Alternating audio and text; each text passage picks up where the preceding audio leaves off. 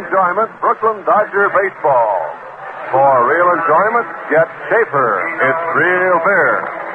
Yes, here come the Dodgers, and this is Jerry Doggett with Vin Scully and Al Helfer, inviting you to stay with us now as they get set to play the Cincinnati Redlegs here at Ebbets Field. All the doings are sent your way with the compliments of the F&M Schaefer Brewing Company of Brooklyn, brewers of America's oldest lager beer, Schaefer. And also with the compliments of the American Tobacco Company, America's leading manufacturer of cigarettes, on behalf of Lucky Strike, the best-tasting cigarette you ever smoked. Now, as the game gets underway for real enjoyment, have yourself a foaming glass of Schaefer. It's real beer. Say, do you ever have trouble finding things? Oh, I sure do. Always seems to be a fountain pen, a book, or something I just can't lay my hands on. But you know, there's one thing I can always locate with no trouble at all. It's real enjoyment in beer. Yep, I get it in every single glass of Schaefer beer. And so will you. Schaefer gives you the light, lively, satisfying flavor you want, but don't always find. You see, in brewing beer, it's skill and experience that count. And the Schaefer people have been pouring pleasure your way for 115 years. They select only rich barley malt, tangy hops, and other fine natural ingredients. And they've got the know-how to blend and brew them to give you beer at its best. So, man, next time it's real enjoyment you're looking for, you just find yourself a glass of Schaefer. It's real beer. Well, fans, this broadcast is authorized under broadcasting rights granted by the Brooklyn National League Baseball Club Incorporated solely for the entertainment of our listening audience. And any publication, rebroadcast, or other use of the descriptions and accounts of this game without the express written consent of the Brooklyn National League Baseball Club is prohibited. Well, a fine baseball evening here tonight in Brooklyn and at Ebbets Field. The fans coming in to see the ball game between the Cincinnati Redlegs and the Brooklyn Dodgers. We'll remind you there are plenty of seats available, so if you're in the neighborhood, make your way out to Ebbets Field and come on by and see a fine ball game. For tonight's game, it'll be Johnny Podres going to the mound for Brooklyn, and opposing for Cincinnati, it will be Hal Jeffcoat. The Redlegs are on a 7-game winning streak as they move into Brooklyn here. They have really been going at a real fast clip after getting off to a bad start and dropping 6 decisions to Milwaukee. The Redlegs have won 11 and have lost 7, and as we mentioned, they've lost 6 to Milwaukee, so they've lost only one other team, and they've won 11 ball games while not winning a ball game from Milwaukee. The Dodgers have won 12 and lost 5, and a thrilling ball game last night. Won in the 14th inning on Gino Smoli's line drive into the lower left field stands against Milwaukee. Pulled the Dodgers back to within 1 game of the league top. Milwaukee leads 13 and 4, and Brooklyn is second, 12 and 5. Redlegs are in third place at 2.5 games back of Milwaukee and a game and a half behind the Dodgers. The Redlegs in third with 11 and 7, and St. Louis 8 and 7, now in the number 4 spot at 3.5 games behind the top and 2.5 behind the Dodgers. Before we give the lineups now, let's listen to this crowd of sitting with the national anthem.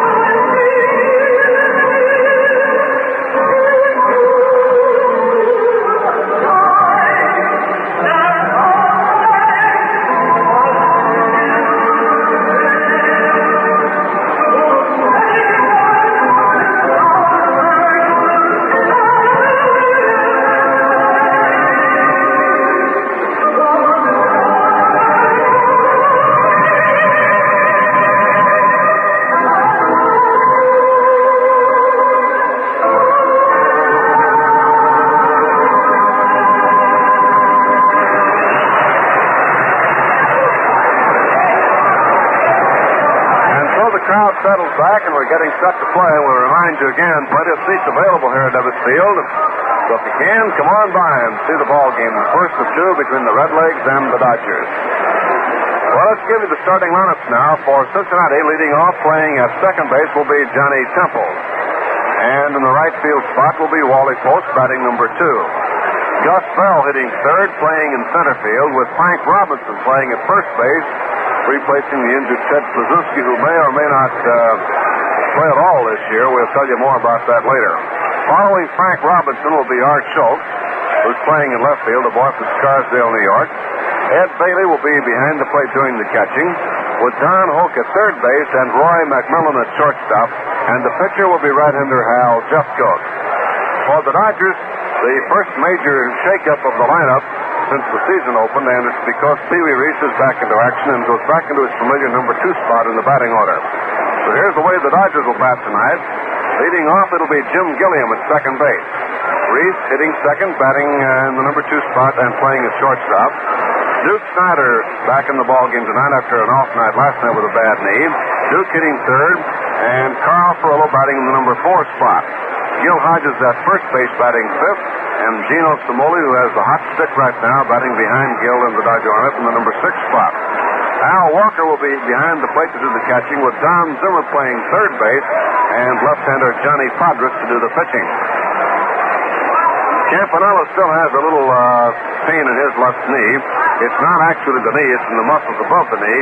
Cappy twisted his leg when he was trying to swing, and his spikes dug into the plate. He couldn't turn his leg. The Dodgers take the field now, and will be set to go with this ball game in just a few moments. Snyder, of course, has had a little bit of knee trouble for some time, but he's jogging on out to center field right now. No further report on Randy Jackson. Still waiting to see whether he's going to have to go under the knife or not. Carl Erskine pitched batting practice tonight and was firing very good, very quick, and Carlman's ready to take a turn on the mound before long. Johnny Podres, 1-1 on the year, has pitched 3 complete games, including 2 shutouts and 5 starts against Cincinnati in 1955 for a 3-2 record. This season, he has split against the Pirates and has won a no-decision game against St. Louis. 7 innings, 2 runs, 5 hits, and in 21 in the third innings, Podres has spanned 17. And the boys in the dugout are talking about the fine performance turned in by young Sandy Koufax last night. It seems that the Dodgers now begin to believe that Koufax can be quite a winning pitcher in the National League. Hal Jeffcoat, going for the Redlegs, also a 1-1 record in 1957, has 5 lifetime victories against the Dodgers, 3 at Chicago, 2 at Cincinnati. His lifetime record at Ebbets Field is none and 2. This season he's lost to Milwaukee and Burdett and defeated St. Louis 6-4. So it's the southpaw Johnny Podres against the right-hander Hal Jeffcoat, and the leadoff batter Johnny Temple set to step in and get this one underway. And moving into the microphone now for the F&M Schaefer Brewing Company of Brooklyn, and the play-by-play, here's Al. Well, thank you very much, Jerry. Hi, everybody.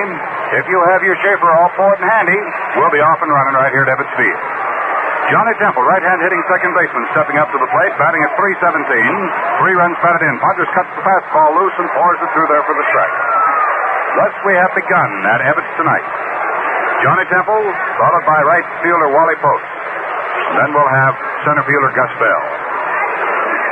Podres sights his guns, makes his delivery in the fastball, brushes the hitter back out of there. 1 ball and 1 strike.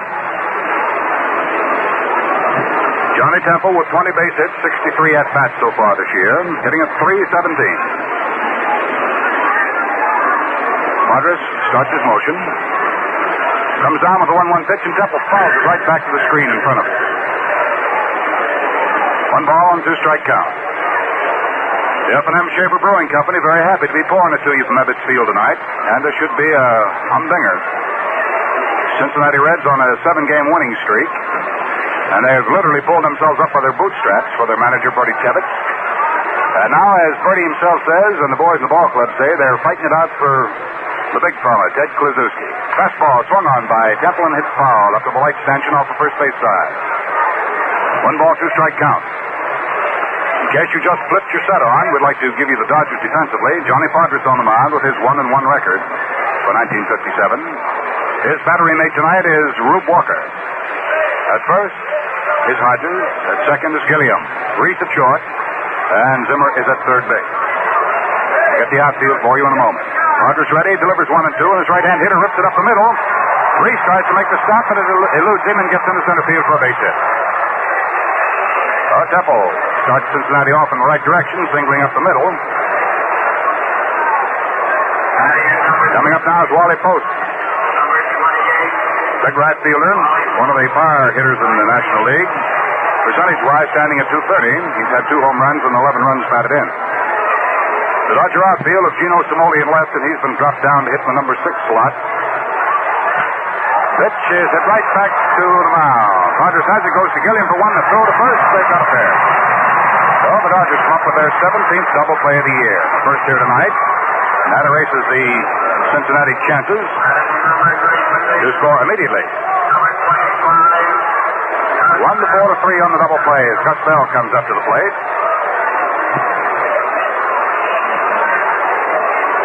Gus Bell, big left hand hitting center fielder, batting at .299, 2 home runs and 11 runs batted in. He's gotten away to a pretty good start.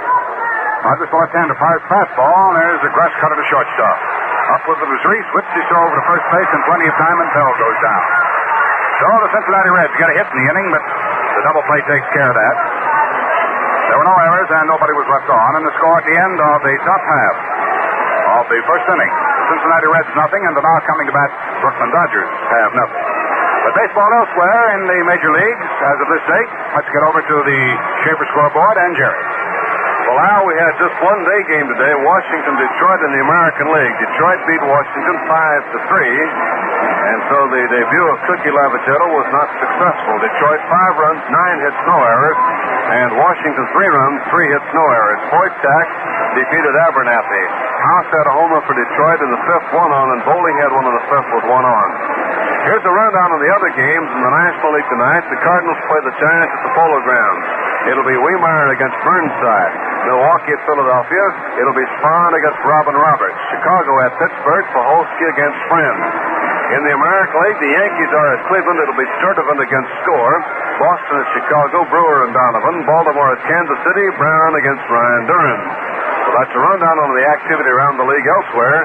National League games, Giants and Cardinals at the Polo Grounds. Milwaukee, Philadelphia at Philadelphia. Chicago and Pittsburgh at Pittsburgh. Tonight, the Redlegs of Cincinnati in to open up a 2-game invasion against the Brooklyn Dodgers here at Edwards Field. The final game comes off tomorrow night. A reminder also, there are plenty of seats available for both tonight and tomorrow night. So if you can, make your plans to be here and see a lot of fine baseball. Now Jim Gilliam steps in to face Hal Jeffcoat. So for Schaefer Bear, let's get right back to Al. All right, Jer, Hal Jeffcoat ready to face Jim Gilliam. Jeffcoat with a record of 1-1. A short, barrel-chested right-hander. Pumps, kicks, and delivers, and the fastball is a little low for ball 1. Jeffcoat on the mound for Cincinnati. His battery mate, Bailey. At Bailey. Getting around the infield, we have Robinson at first. At second is Temple. McMillan at short. Fastball to Gilliam is cracked through for the strike. 1 ball, 1 strike. Former Dodger and Cub, Don Hoke is at third for Cincinnati. Out in left field is Art Schultz, a graduate of White Plains High School. We'll tell you more about him.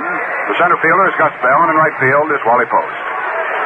The 1-1 delivery from Hal Jeffcoat is the fastball, bounced over the mound, back at second base. Temple goes over, makes a stop, turns, makes it throw. It's not in time. Gilliam beats it out for the base hit.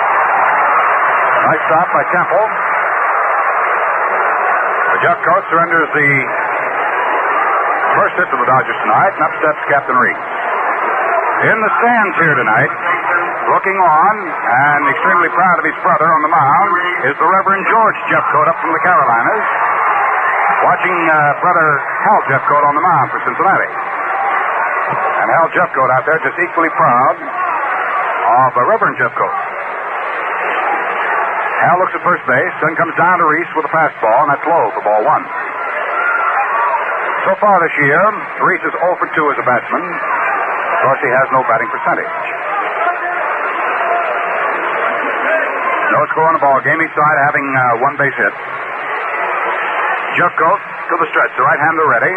Delivers a fastball. It's outside and low, and Bailey has to hold it up. 2 balls and no strikes. Just gotten this one underway. Tonight, tomorrow night, the Cincinnati Reds. Then an open date. And it's a weekend at the Polo Grounds with the Giants. Jeffcoat ready, delivers now 2-0. Gilliam breaks the pitch, a swung on a miss for a strike. The throw goes down wide and through and into center field. Gilliam up out of the dirt, hustles on down to third base. Gilliam is on at third. It's a question as to whether or not Gilliam might have had it stolen.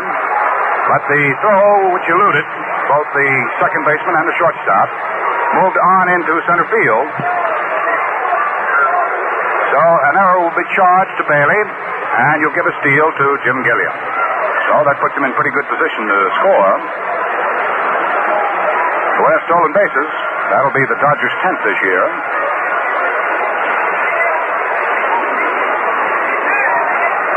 Count on Reese is 2 balls and 1 strike. Gilliam has stolen 4 bases. This is his 5th. The pitch to Reese. Low, ball 3.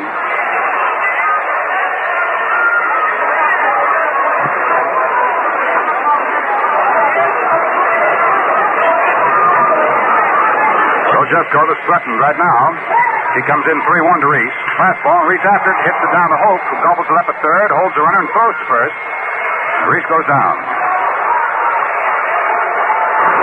All one away in the last half of the first inning, and Duke Snyder comes along.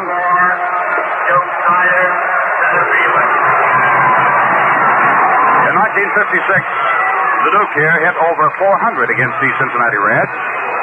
Right now in the National League, he's looking for his 17th base hit of the year. Batting at .258, he has 3 home runs and 8 runs batted in. Last night, he was a pinch hitter and struck out. Jeffcoat tries the fastball, and Duke slams it down off the rubber of home plate, off to the right foul. No balls, 1 strike. Jim Gilliam, who singled up the middle, stole second and kept right on traveling when Bailey threw wide at second base and threw the ball into center field for an error. Gilliam has moved around to third on the play, and that's where he's now stationed. 1 out, last of the first, no score. Jeffcoat working away. The right-hander throws fastball, and that's outside. The count is 1 ball and 1 strike.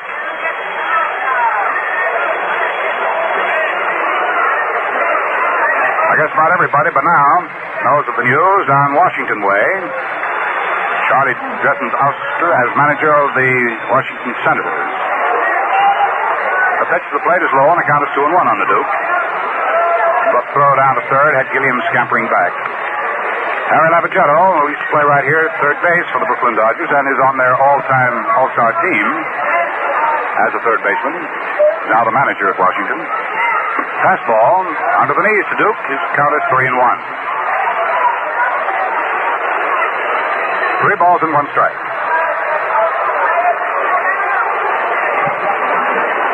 Don Hope playing up shallow at third to hold Gilliam as close as possible. The right side of the infield has gone deep. Robinson at first, pulled over close to the line. That's Frank Robinson. Pitch to the plate is swung on. Hit down to the right side. Here comes Gilliam in, slides in to score, and the throw must go over to first base. From Temple. Oh, there's the out. The second one gives Snyder the run batted in, and the Dodgers lead it here by the score of 1-0. Coming up to the plate now, Carl Furillo. Carl had a 3-run home run last night in the first inning against the Milwaukee Braves. That looked like an awful big home run until those Braves got pecking away with their home runs. Matthews hitting a couple, Adcock tying it up finally in the 8th with a solo home run. The fastball to Furillo, and it's over for a strike. Carl Furillo tied with Hank Starr of the Giants for the league leadership in runs batted in at 19. Hitting at .303, he has 3 home runs. Curveball is left foul by Carl at the third base side. No balls, 2 strikes. 2 down. We're in the first inning. The Dodgers at bat, and they're leading 1-0.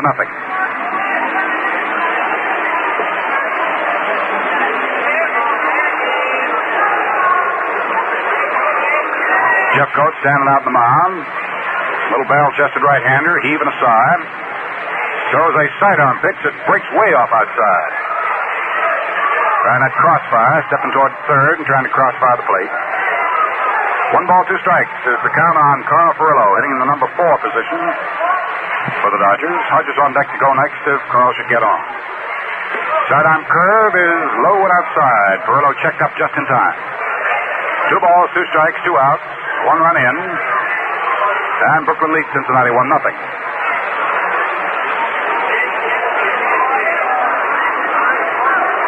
Jeffcoat delivers that sidearm pitch, and Furillo after it. Runs it up the screen foul. 2 balls, 2 strikes remaining.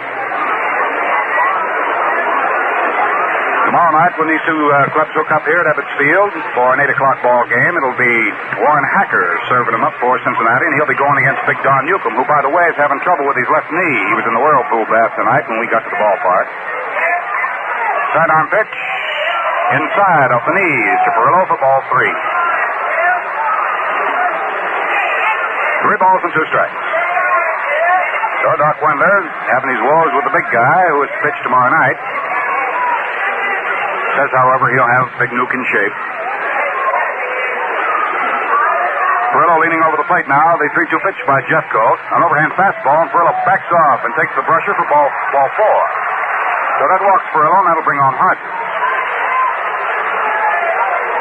Jeffcoat now has coughed up a run, a hit, and has walked a man. Number 14. Gil Hodges carries a batting percentage of .324 after the plate with him, having hit 3 home runs and has driven in 10 runs. 2 down, 1 on, 1-0 Dodgers. We're in the last half of inning number 1, in case you just joined in with us. First meeting of the year between these two clubs. The Cincinnati Reds, on the upward surge, have won 7 straight. They're in 3rd place in the league. Jeffcoat's curve drives Hodges back as it snaps in under the chin. That's ball 1. And the F&M Schaefer Brewing Company, very happy to be sending it to you. Hoping right now, wherever you may be, you're comfortable and relaxed and enjoying America's oldest lager beer. Fastball swung on by Hodges and missed. That's strike 1. 1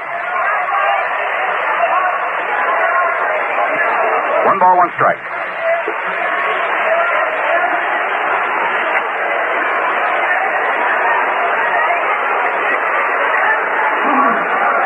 Jeffcoat toes up on the rubber, checks his runner at first, delivers the plate. Hodges swings and doesn't get a sharp breaking curveball. 1 ball and 2 strikes.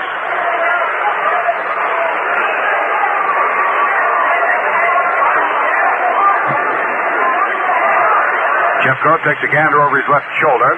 Watches Furlow's try to wait him first. Now he's ready. Pitches to Hodges 1-2 with a sidearm crossfire, and the hook is inside. 2 balls and 2 strikes. Spent about 10 minutes talking with Jeffcoat prior to the start of tonight's ball game down on the Cincinnati bench. Fastball. Hodges takes it low. Ball 3. Asking Hal how he felt and so forth. He said, we're all looking forward to a big year at Cincinnati. So everyone was buckling down. We wanted sort of taking a personal pledge to do what he could. Pitch swung on as the runner breaks. High foul ball twists off into the stands on a play. So Perillo comes all the way back down to first base, and Hodges will have to stand up there and do it all over again.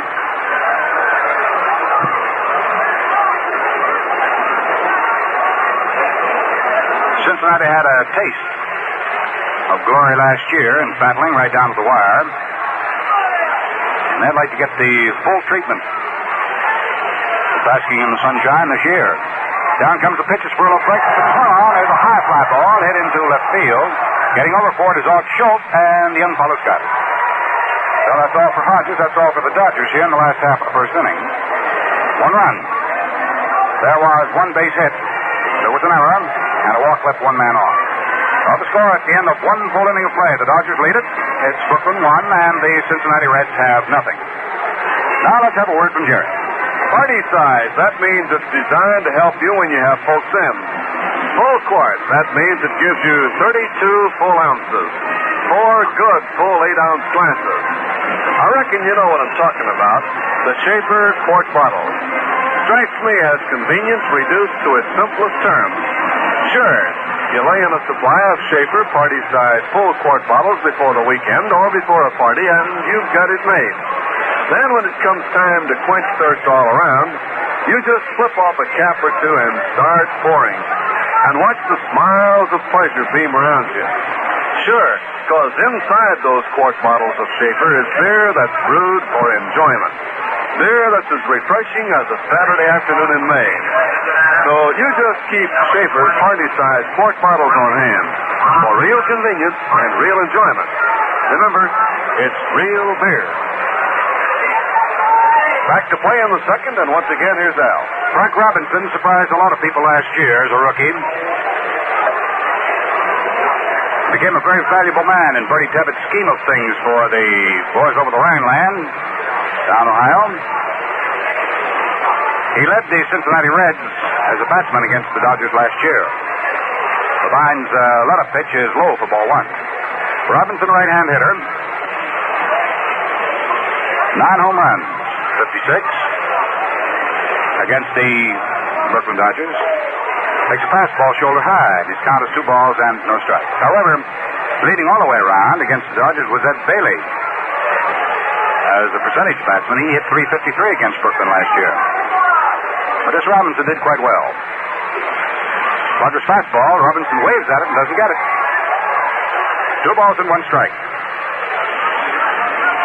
Frank Robinson playing first base in place of the absent Ted Kluszewski. And as Bertie Tebbett told us before the ball game, he'll play first base against left-hand pitching. Swings on this pitch and lines it past Zimmer down along the left field side into the corner. Gino Simone comes over, picks up, throws in, but it's a stand-up 2-bagger for Robinson. Oh, Frank Robinson starts right off, line and 1, into left for 2 up. That's the second hit off Padres. And the batter coming up now will be Art Schultz, who literally is a local product of this neck of the woods.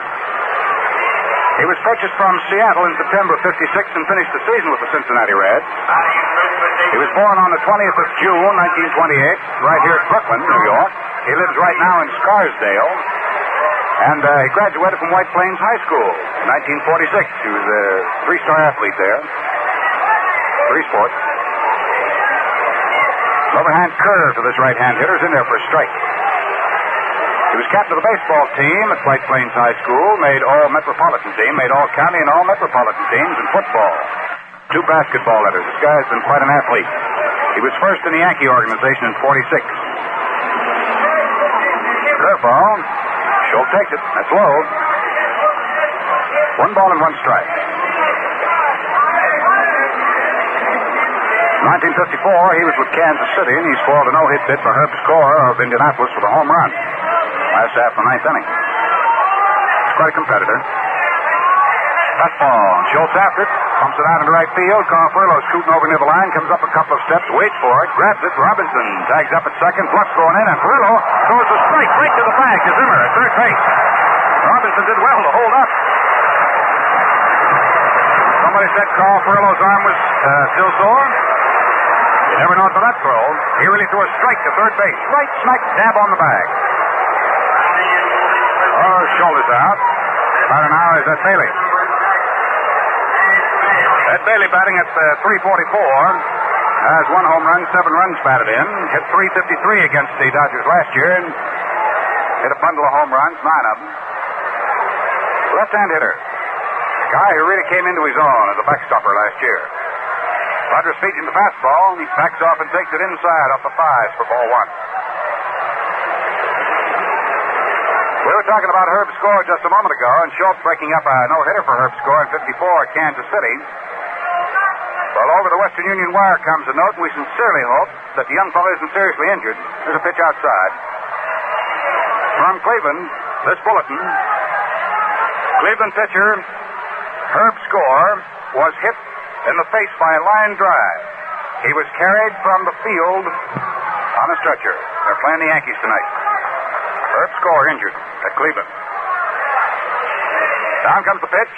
The fastball ripped in there for a strike, and the count on Bailey is 2 balls and 1 strike.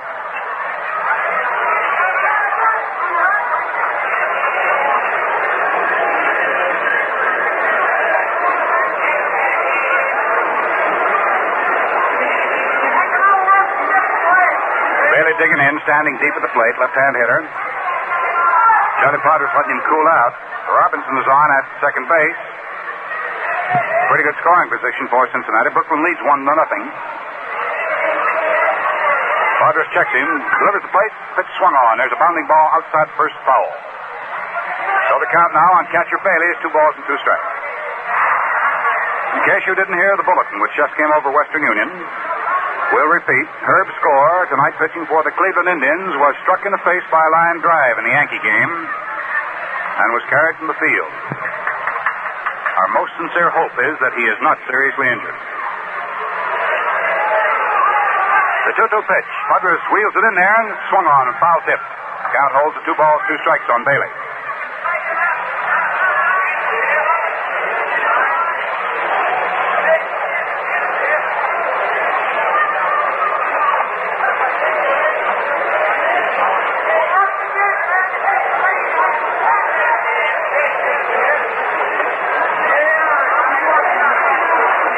Ball, 2-strike pitch.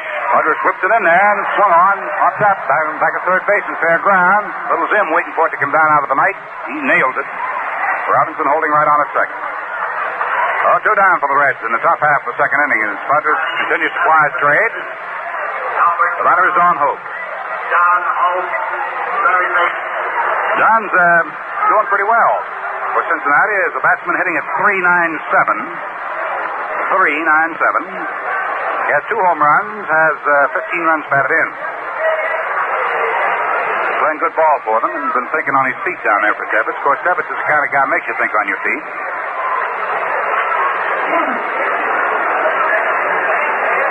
Now Padres set. Checks his runner, delivers the plate. Hope takes the fastball, and that's scored through off the pitch for a strike.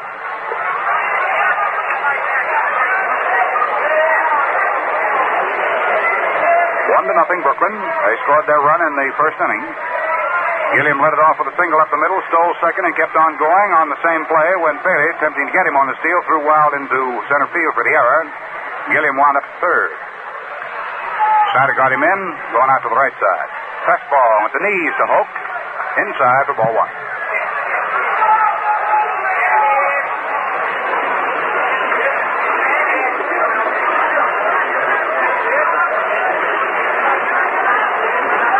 Ball, 1 strike count. Robinson, who can run pretty well, is on at second base. Padres checked him, then wheels a curve in there. That hits Hope, apparently, on the leg. So Donatelli motions him off toward first base.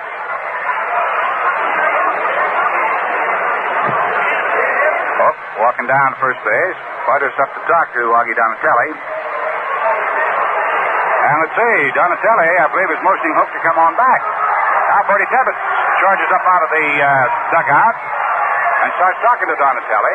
Robinson moved on over from second to third. He's standing at third base right now. So Jimmy Dykes and Bertie Tebbets are both giving umpire Donatelli fits. What Bertie Tebbets is claiming is his batsman was hit.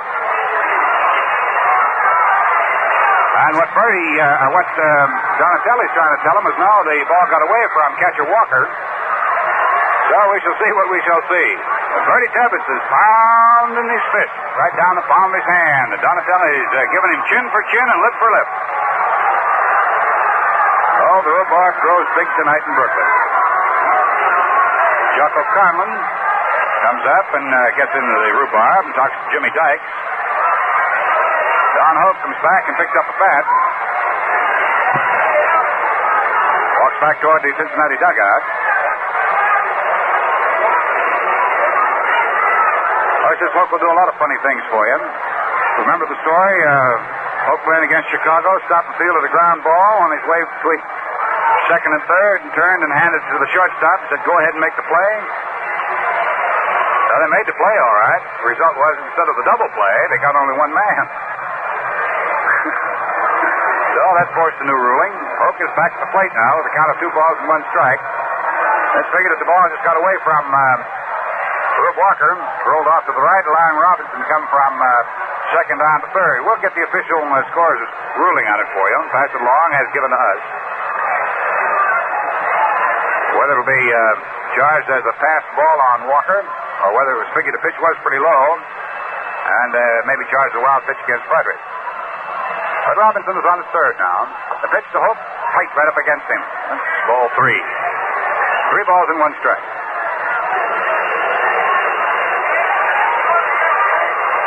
Hope waving at Shillelagh back and forth. 3-1. Swings on his pitch and doesn't get it. That's strike 2. The official score informs us that they are charging Johnny Padres with a wild pitch, which moves Robinson over to third base.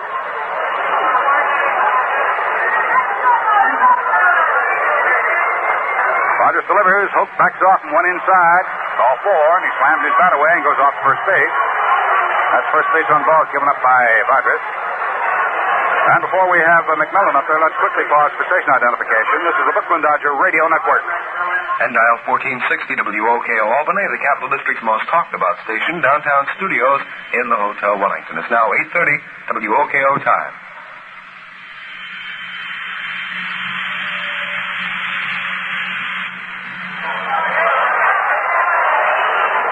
Roy McMillan standing in. Slender right-hand hitter takes a fastball in for a strike. He's batting at 255. Well, friends, if you're in the neighborhood, I'd suggest you come on out. There are plenty of seats available. See the rest of this ball game. This promises to be something tonight. Rogers delivers. Pitch is swung on. There's a fly ball. Hits straightaway center field. Snyder going back. Still going back. Still back. It's up against the wall. He cannot get it. Robinson scores. Hope running like the wind is around third. And he's in the score on the double. Hit by McMillan to center field. Oh, the Cincinnati Reds pick up a pair here. Second inning to Blott in front 2-1. Get McMillan. 2-run producing double. Hit number 3 runs 1 and 2 off Frederick.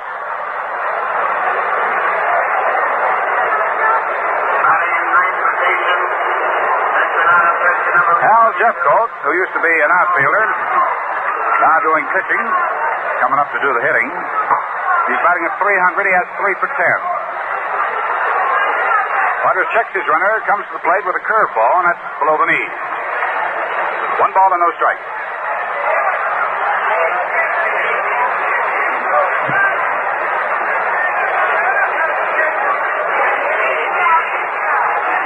Yes, sir, this National League's going to be a fight all the way around this year, and you don't want to miss any of it. Fastball, Jeffcoat after it. Hits it off to the right of the plate into the crowd foul. Strike 1. 1 ball and 1 strike. So I suggest that you go down the schedule, pick out the games you'd like to see, and then make arrangements to get your tickets early. 2-1 right now in favor of the Cincinnati Reds. Jeffcoat standing in. McMillan is on at second base. Fastball, Jeffcoat hits this one. A high pop-up back at third base. Zimmer waiting for it. Down it comes, and Zimmer's got it. So that's it in the second inning. Now the Cincinnati Reds pick up the lead. 2 runs. There were 2 base hits. A wild pitch. 1 man was left on. Score at the end of an inning and a half now. The visiting Cincinnati Reds 2. The Brooklyn Dodgers have 1. Well, what you got for us, Jerry? Well, fans, what would you say it takes to make a great ball player? Lots of natural talent? Sure, that's the material the coaches work with. But what else? You guessed it. Experience. Well, you know, it takes the same combination, fine materials plus experience, to make a great beer, Schaefer beer. You bet. The Schaefer people choose rich barley malt, tangy hop, and other fine natural ingredients. Then they put real old-time brewing skill to work, skill that's been perfected in 115 years of experience. The result? Man, for that answer, you just sip a tall, golden amber glass of Schaefer. It's beer at its best. Beer that gives you the lively, satisfying flavor you want, but don't always find. So remember, fans, when you want real enjoyment, you have a cool, foaming glass of Schaefer beer. It's real beer. Last half of the second, the Dodgers coming on now with Cincinnati leading 2-1. Gino Cimoli getting a nice round of applause as he steps in. Gino, of course, the hero from last night's ball game. And he banged the home run into the seats in the 14th inning to give the Dodgers a win over the Milwaukee Braves 5-4. So Gino comes on. Let's get right back to play, and here again is Al. Gino Cimoli has been dropped down to hit on the number 6 slot with Pee Wee Reese returning to the lineup. So he'll face Al Jeffcoat as the Brooklyn Dodgers are 1 run behind. The Reds 2 runs on 3 hits, and the Brooklyn Dodgers 1 run on 1 hit. Cincinnati has committed 1 error. The Dodgers have committed none. Gino Cimoli standing in. Gino batting at .316. Jeffcoat tries the fastball, moves it in there low for ball 1. In his last 7 games, Cimoli has hit .405. Fastball, and Gino after it punches it foul off the first base line. Robinson chases over to the stands, but he can't get that. That's way back in. 1 ball and 1 strike to count on Gino Cimoli.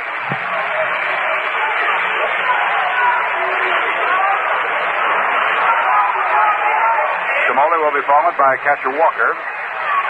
And then we'll have Don Zimmer up there. Last half, inning number 2.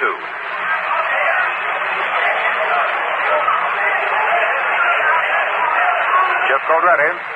Pops in that 1-1 delivery. His fastball is low and outside. 2 balls and 1 strike.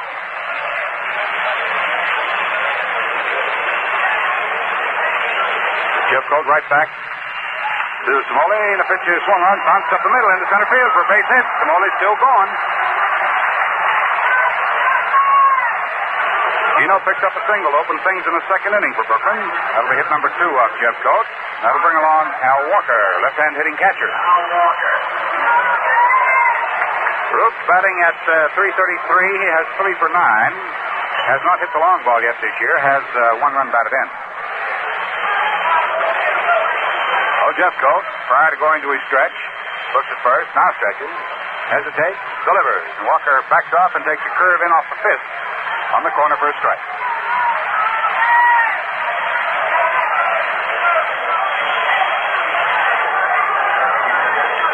Cimoli takes a careful lead at first with Robinson holding the corner on him. Jeff Cote ready and pitches the plate. Walker takes a fastball low outside. 1 ball and 1 strike. The outfield for Walker fanned around the right and playing deep. Wally Post in right field playing right in front of the cinder track. And right. Gus Bell over in right center. Jeff Cote throws the fastball and it's hit up the right side to McMillan. Or to Temple. He plays to McMillan for 1. That's shortstop to throw to first. And they've got a double play. So Cincinnati comes up with their 19th double play of the year, the first tonight. A 4-6-3 affair, second short first. Now comes Don Zimmer.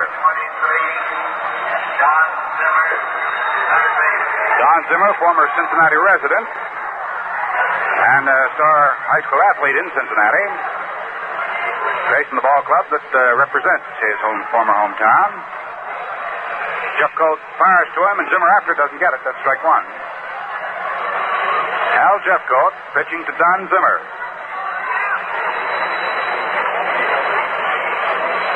I wonder what could be going through the minds of each man.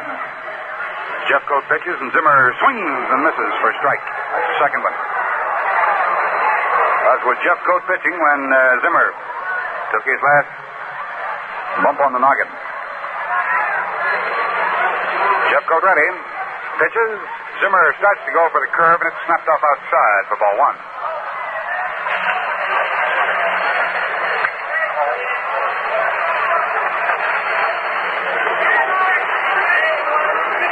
Zimmer batting at .284, standing in. 2 down, the base is empty. Jeffcoat's curve is low and away for ball 2. 2 balls, 2 strikes on Zimmer.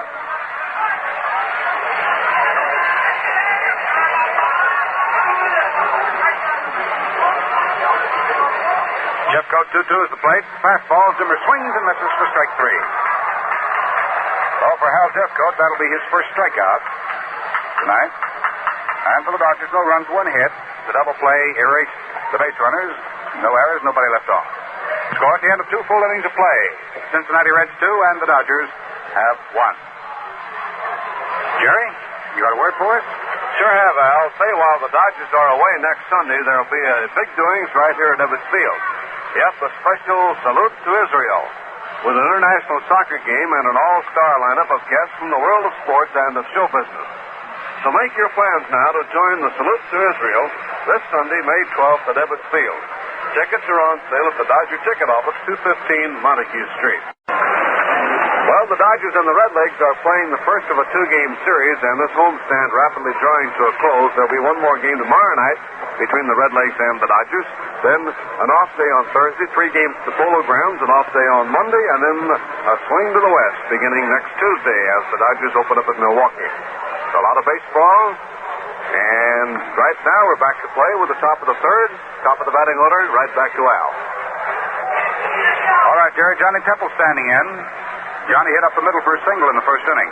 Roger throws in the fastball, and it's high for ball 1.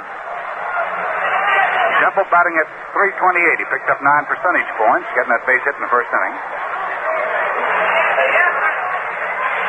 Rogers right back to him. So a fastball through there for a strike, and the count is 1-1. If we get any more information on the extent of the injury to Herb's score at Cleveland tonight, we most certainly will pass it on to you. Rogers delivers 1-1, a slow curveball, and it stays upstairs. 2 balls and 1 strike.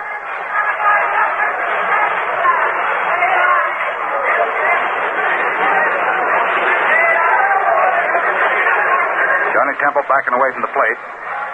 Now moves up to it. Rogers comes in with a 2-1 delivery, and it's punched back on the screen foul. 2 balls, 2 strikes. Leadoff for Johnny Temple starting the second Cincinnati go-round. He looks down at third base to see what manager Dykes, what Jimmy Dykes has in the way of signs from manager Tebbett. Frank McCormick coaching at first base. Rogers leans forward to get his sign from Walker. 2-2 is the plate with a fastball. Temple snaps his head back and takes it high inside. 3 balls and 2 strikes. Temple has come of age in the hit department. He has 21 of them tucked away. This is his 65th time up. Rogers comes down now with his 3-2 delivery. Fastball swung on and beaten down off the plate foul. 3 balls and 2 strikes. Schaefer Beer sending into the action from Ebbets Field tonight.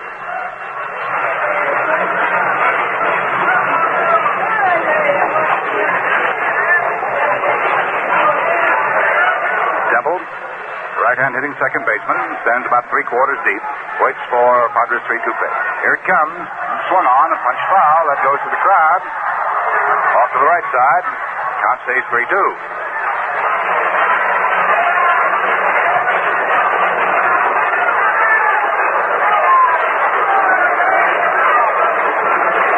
St. Louis Cardinals playing at New York at the end of an inning and a half.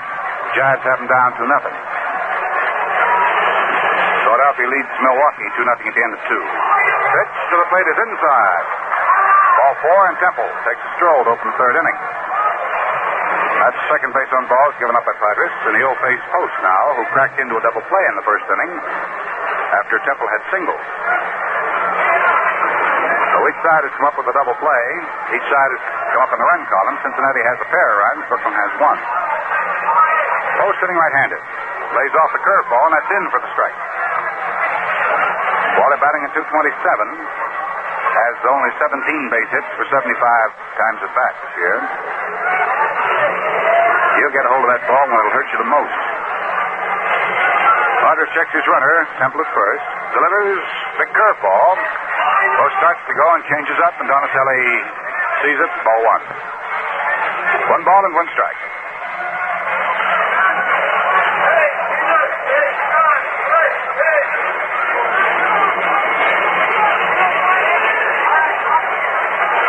Walker flashing out the sides. Padres works to it, and the pitch is swung on and missed. Strike 2. That wasn't all of Padres' speed. The fast wrinkle. Johnny keeps a weather eye on Temple and his lead at first base. Now he goes to the stretch, sets, delivers, the pitch swung on and missed for strike 3. Well, Post goes out of there, having struck out for Johnny. That'll be Padres' first strikeout tonight.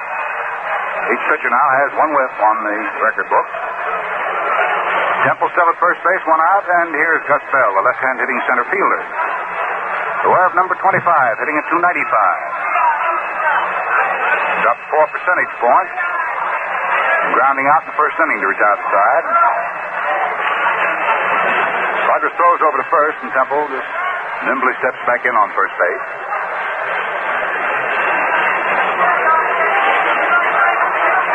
Bell standing forward at the plate, straightaway stance. Rogers comes down with a curveball, and Bell after it tries to time it and can't get it. No balls and 1 strike. At the end of 1 inning down at Pittsburgh, the Cubs and the Pirates are all tied up at 0-0. end of 1 inning. The Giants did not score in the second, so at the end of 2, they lead St. Louis 2-0. Curveball beaten down to the ground foul. No balls, 2 strikes. The count on Gus Bell. Johnny Temple, having walked, is on at first base for Cincinnati. There's 1 out. Stop third. And the Reds are leading 2-1.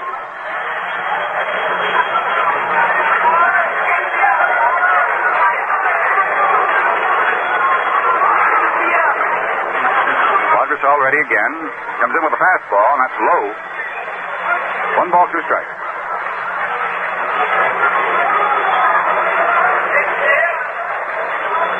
Frank Robinson, filling in at first base tonight for Cincinnati, will be their next hitter.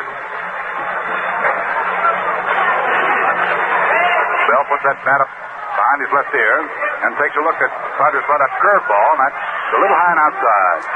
2 balls, 2 strikes.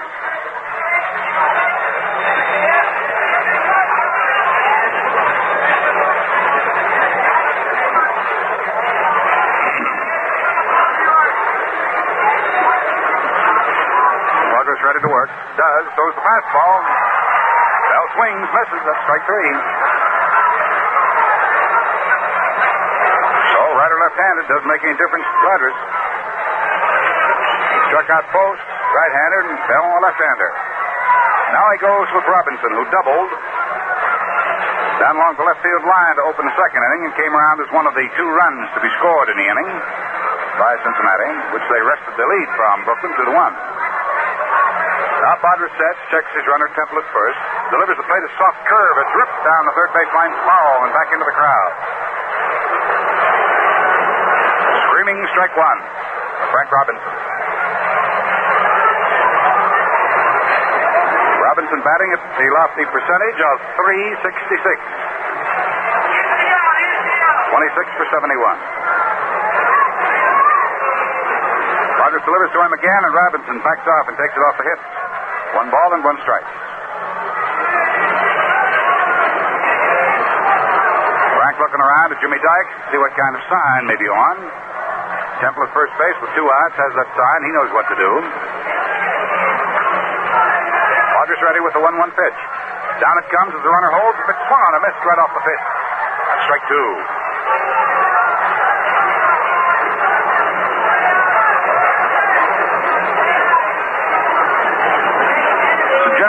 Power hitters like to be able to fall away from the pitch slightly and generate more power with that bat as they're bringing it around. That's why a lot of them go for those inside pitches. Robinson starts to go for the fastball and then takes it outside for ball 2. 2 balls, 2 strikes. Padres is now trying to turn the heat on. When Johnny's right, he can turn that heat on pretty well. 2-2 the count on Robinson. 2 outs, 1 on. Top of the third inning. 2-1, the Cincinnati Reds lead Brooklyn. On this, their first meeting in 57. Padres to the stretch. Delivers fastball off the face. Ball 3.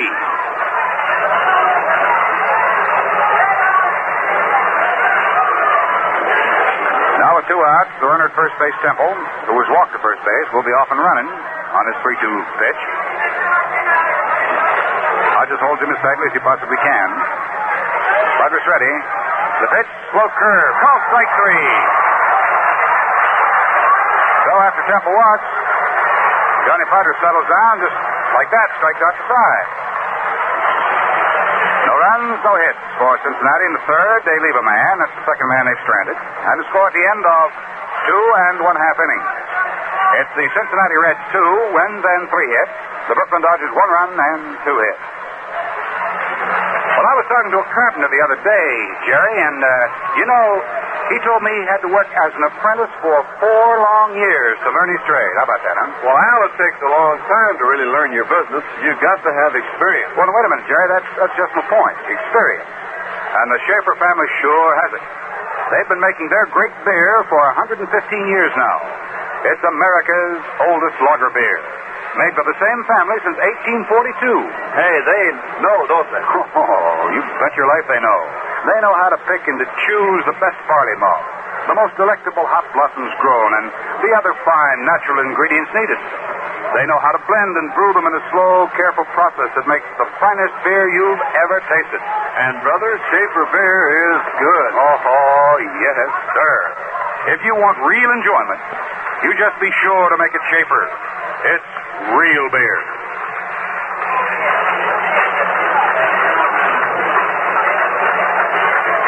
Been a real ball game going here, too, tonight, Jerry, you know it?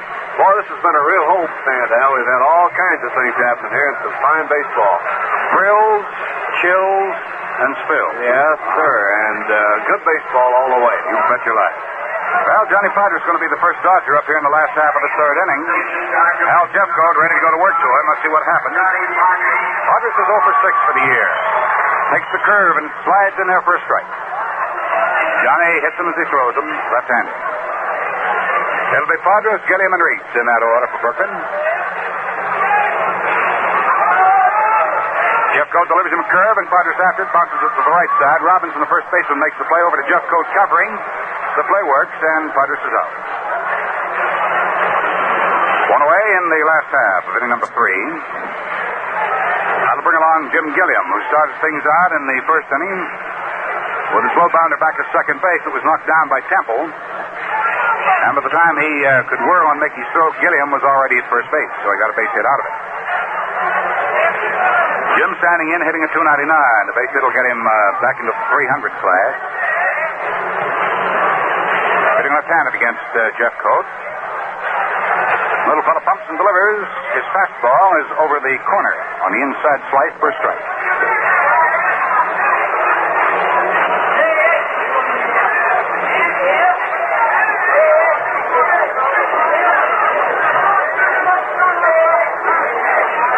Starts his motion. His 0-1 delivery is another fastball, and Gilliam golfs at this and hits to left field. Art Schultz coming on in a hurry for it.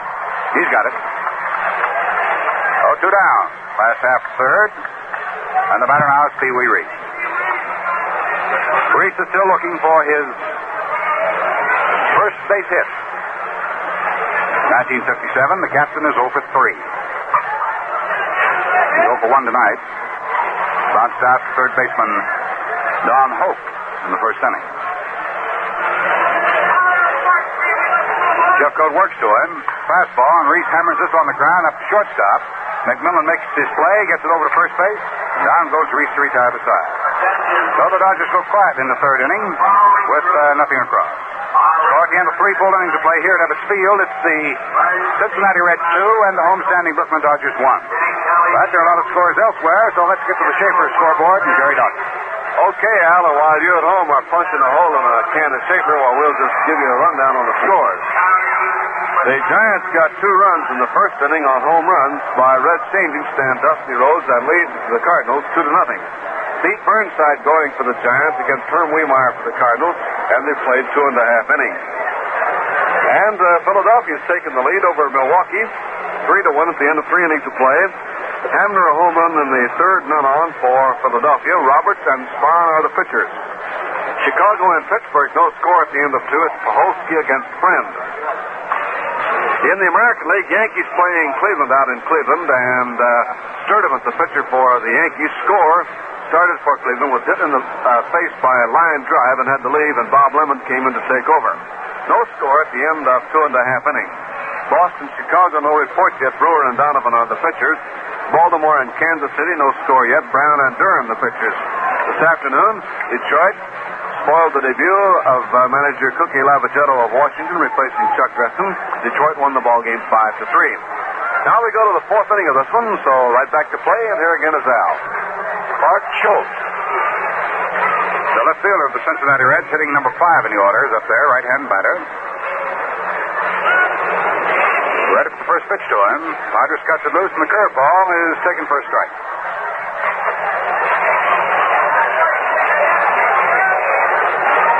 Schultz came up in the second inning and punched a fly ball to right field. Carl Furlow took care of it, so he's 0 for 1. Batting at 200.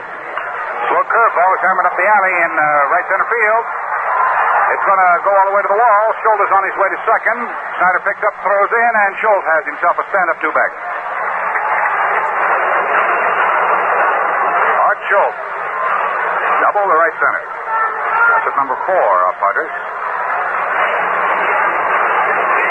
Redlegs with 2 runs, 4 hits. The Dodgers 1 run, 2 hits. Top of the 4th inning. The Reds at bat. Schultz at second. Ed Bailey coming up. Cincinnati catcher popped up and out. Third baseman Don Zimmer. Second inning. Batting at .339. Left-hand hitter takes a look at a fastball, and that's low and away. Ball 1.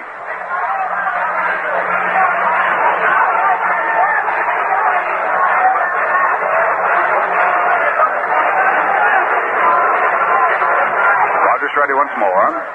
Pours the fastball in there and swung on and missed. 1 ball and 1 strike. Walker whipping that ball back to Padres. Art Schultz opening double has him stationed second. Walker might have gotten that last pitch a little on the meat hand. A little time is being taken. Now he starts to pump the sign.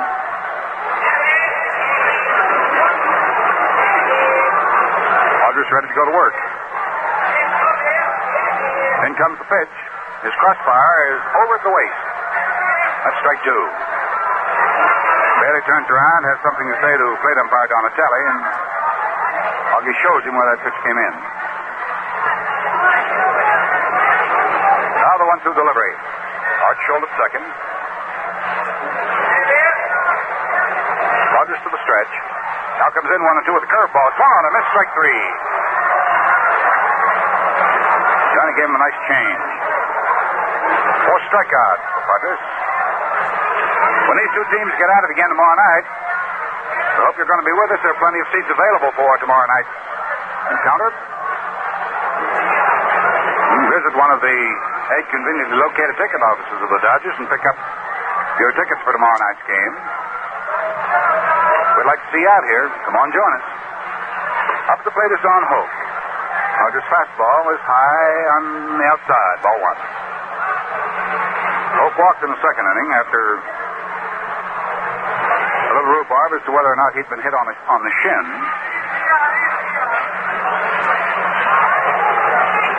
Hope batting at .397. Rogers checked his runner, Schultz at second. Delivers the plate. Hope takes. The pitch is low. 2 balls, no strikes.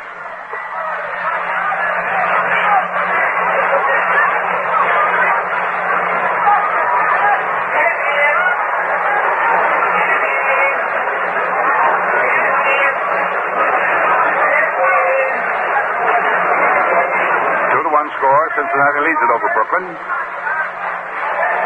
Schultz takes his lead at second now, and the pitch comes into Hoke on the 2-0 count. Swung on and hit into left center field. That's a pretty well hit ball. Snyder over in the alley to cut it off. As the run comes in to score, Hoke's on his way to second, slides, and he's safely in with a double.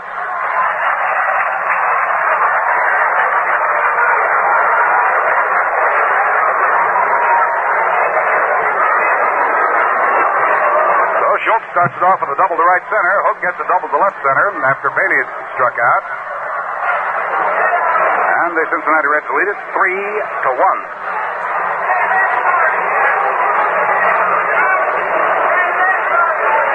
McMillan coming up to the plate now. It was McMillan's double to center field in the second inning and drove in 2 Cincinnati runs. He snaps his head back and takes the Padres fastball for ball 1.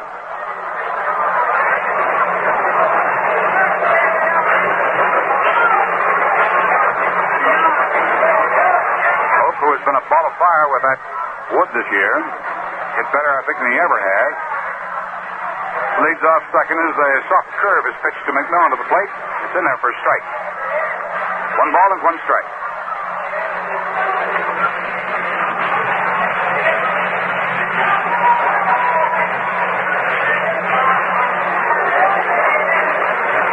Don Hoke stepping off at second. 1 ball, 1 strike count. Plate. Pitch is swung on. There's a bounding ball hit to the right side. Hope moves over to third on the play as Gilliam comes up with the ball and fires to first in time to get McMillan for the second out. But Don Hope is now stationed at third base with 2 outs. The batter will be Hal Jeffcoat.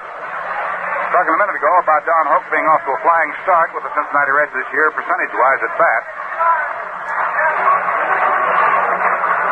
Well, Donald Albert Hope, I can find him having hit in a season is $2.95 when he started out with Bell Dust in the Georgia-Florida League his first year. Jeffcoat swings on the first pitch, hits a high foul ball. That comes to the stands and goes out of play for strike one. Both with Chicago last year hit .215, and with Brooklyn in 55, he hit .240. .245 he hit for Brooklyn in 1954. Next last year in the minors was Montreal. In 52, he hit .293. Well, I guess you could say Hope's kind of pounding that potato for Cincinnati. The 0-1 delivery to Hal Jeffcoat. The fastball in off the chest for ball one. Hope at third, 2 outs, 1 run in. Cincinnati leads, 3 wins to 1 run. Butters delivers. Jeffcoat swings and doesn't get it. And strike 2.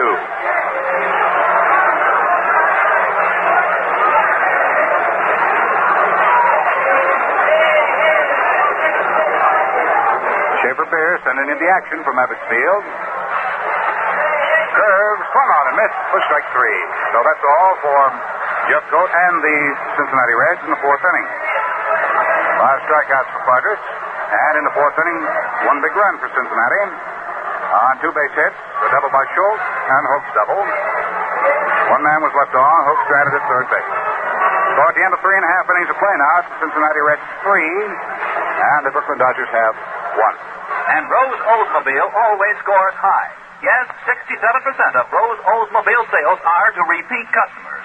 Folks who buy from Rose year after year. There must be a reason. That's right. The reason is Rose Oldsmobile maintains in a modern service shop all the latest scientific equipment to give continuing warranty work on every Olds they sell. Service that continues on and on, long after the sale is made.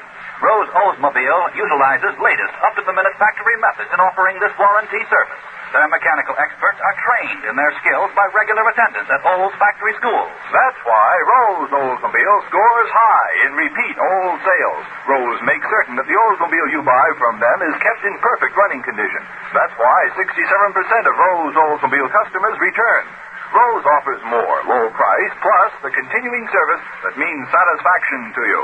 See Rose Oldsmobile, Capital District's oldest franchise Oldsmobile dealer, Central and Manning. Here's Duke Snyder on now for the Dodgers, so let's get right back to Al. Al Jeffcoat pitches to the Duke. It's inside for ball 1.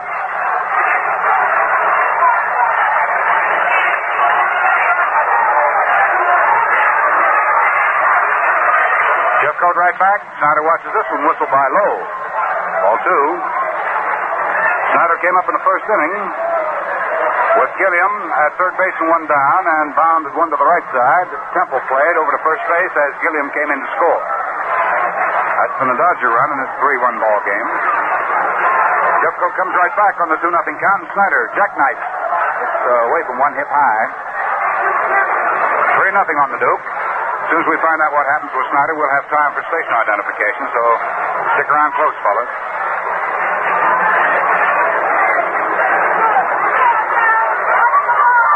3-0 delivery. High and outside for ball 4. We pause for station identification. This is the Brooklyn Dodger Radio Network. And dial 1460 WOKO Albany, the Capital District's most talked about station. Downtown studios in the Hotel Wellington. It's now 9:03 WOKO time.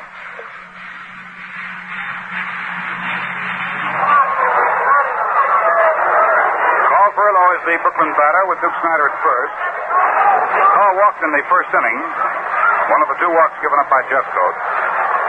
His walk to Snyder here, open the 4th, was his second. Jeffcoat looks over the situation as Bailey pops him at as a target. He delivers. Furillo takes. Steffens right through at the knees for strike 1.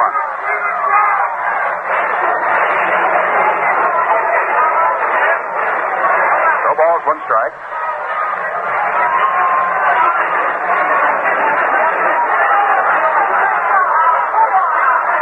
Jeffcoat works back to Furillo on a curve, and Carl after hits a founder to short, and he's moving up with it. Goes to Temple at second for 1. The throw to first. Double play. That's the second double play Cincinnati's come up with tonight. That's their 20th for the year. Short, second to first.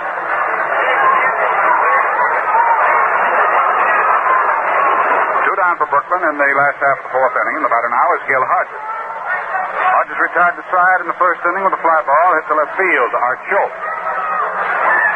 Jeff Coates stuffs the first pitch in there, and Hodges takes it. That's in for a strike.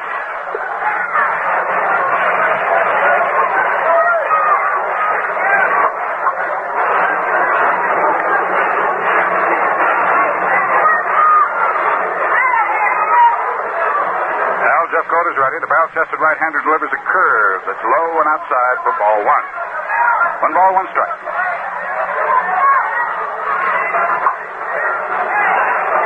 Schaefer Beer throwing you the action from Ebbets Field tonight. Hope you're enjoying some right now. Curveball. Good at the knees. That is strike 2. 1 ball, 2 strikes on Gil Hodges as Brooklyn bats in the last half of the fourth inning.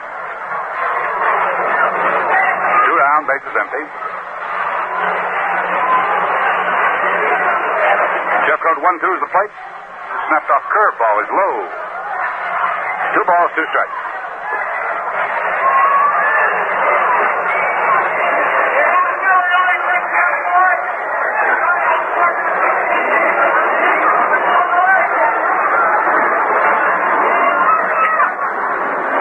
Now the 2-2 pitch on Hodges. Fastball, just low. Ball 3. Full count, 3 balls and 2 strikes. Score in the game, Cincinnati 3, Brooklyn 1. Jeff Coates delivers the full count pitch. It's low and outside for ball 4. Oh, Gino Cimoli coming up. And the fans are talking to Gino. Young fellow batting at .325. He led off the second inning with a single up the middle. Kept things alive last night for Brooklyn in the late stages, and then went on to win the ball game for Sandy Koufax and the Dodgers in the 14th inning. Milwaukee's taking a pacing from Philadelphia, too. We'll tell you about that in a minute. Curveball that Gino swung on a miss for strike 1. At the end of 4 innings, the Phillies lead the Milwaukee Braves 5-1. Thank you, Al. Cimoli beat wide, spread apart. Got a belligerent look on his kisser. Jeff Coates throws him a curve, and Cimoli slaps it foul up the third base line. No balls, 2 strikes.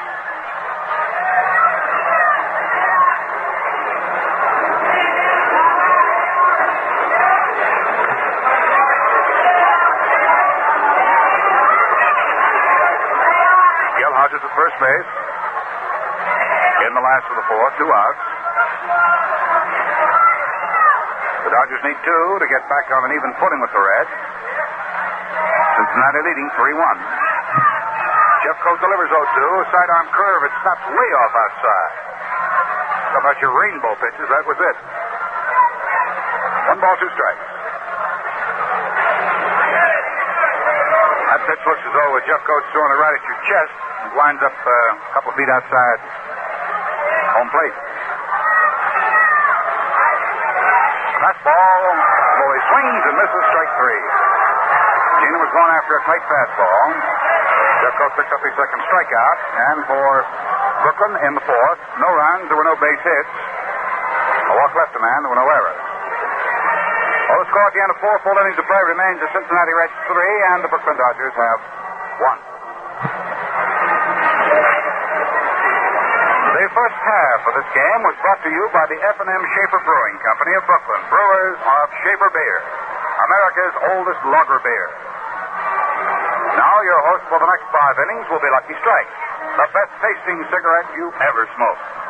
It's made by the American Tobacco Company. Tobacco is our middle name.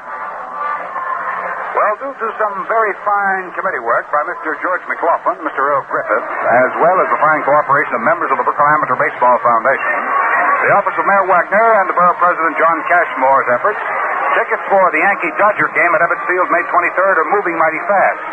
Now, don't forget this great ball game with its preliminary home run hitting contest starring Mickey Mantle and Duke Snider will not be telecast.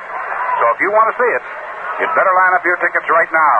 They're available at all Dodger ticket offices. So hurry, they're moving fast.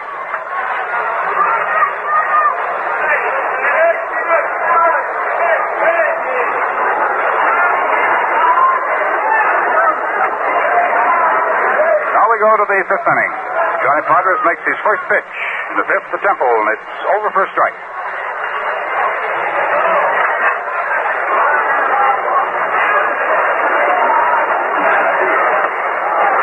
Right back comes Podres and misses with an outside fastball. That's 1-1. Top half of inning number 5. Temple up for his third time. Twice officially. He was walked the last time out. Single up the middle. First inning. Runs up on the pitch and takes it. Ball 2.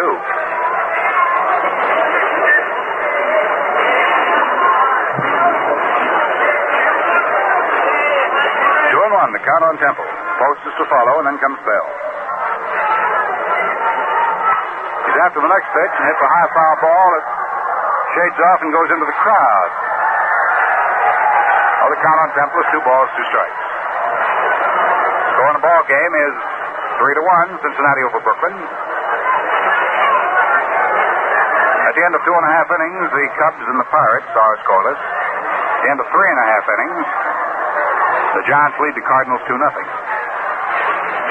Rogers delivers 2-2, and Temple backs off from the pitch and takes it inside for ball 3. Full count.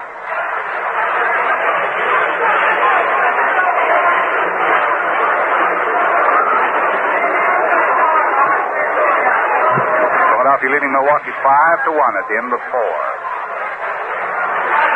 Rogers throws the fastball high, ball 4. That's twice in a row now he's walked Temple. Third base on balls given up by Padres. Wally Post is hit into a double play, and he has struck out. So he's 0 for 2, hitting at 224. Temple, the move pretty well, leads off at first base, and Hodges holds the corner on him. Rogers tries a change-up, and the pitch is swung on and foul tip. Strike 1.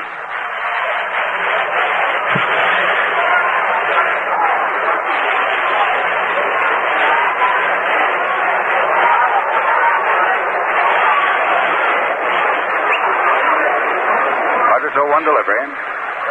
Throws a change in there, and it's low outside. 1 ball and 1 strike.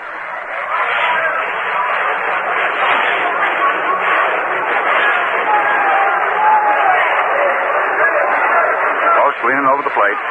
Right-hand hitter. Rogers throws the fastball to him, and it's ripped up the screen foul. 1 ball and 2 strikes.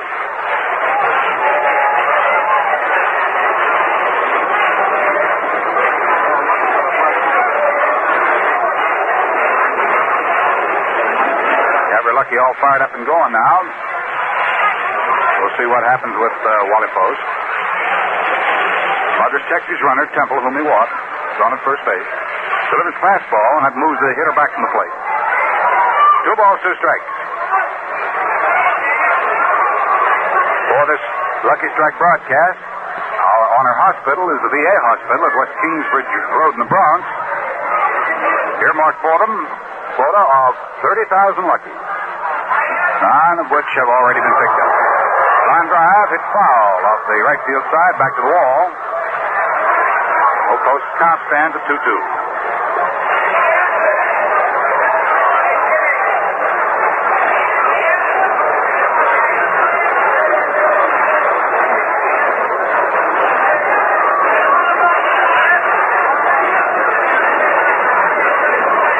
Rogers taking time with the new ball. Now gets ready. Checks Temple at first. Comes down 2-2 with a slow curve. It's hit down to the shortstop. Up with it is Reese. To Gillian for 1. The throw to first. Double play. So right away, we send another 1,000 luckies to our VA hospital at Kingsbridge Road. Shot to second to first, and 2 of them have been gotten here in the 5th inning. That's the second double play for Brooklyn. Their total is now 18. Each side has a pair of twin killings tonight.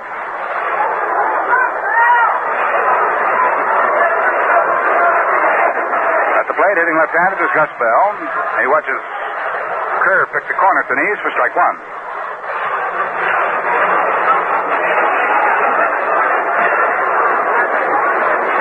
Rogers curves the hitter again. Bell swings and doesn't get it. That's strike 2.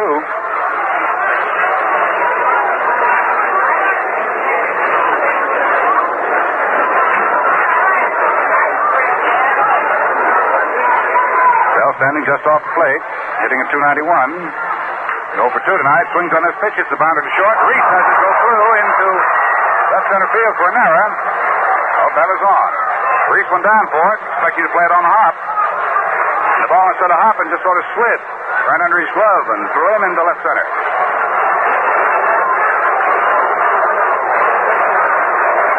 So Pee-wee draws the error. That'll be the first error tonight for Brooklyn. Each side now has miscued one time afield. Cincinnati's batter is Robinson. He's doubled and has been called out on strikes. Hitting at 361. Bell leads off first as Robinson backs off from the Padres' fastball and takes ball one.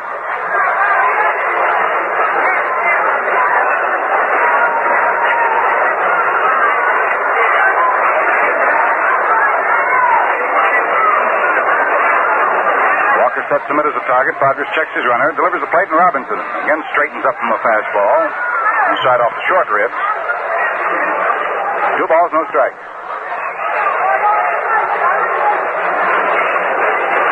Lucky strike. Puffing into action from Ebbets Field. Padres works a slow curve, and his changeup is outside. So he's gotten behind now to Robinson. 3 balls and no strikes. 2 down, the top of the 5th inning. The runner at first base. Gus Bell.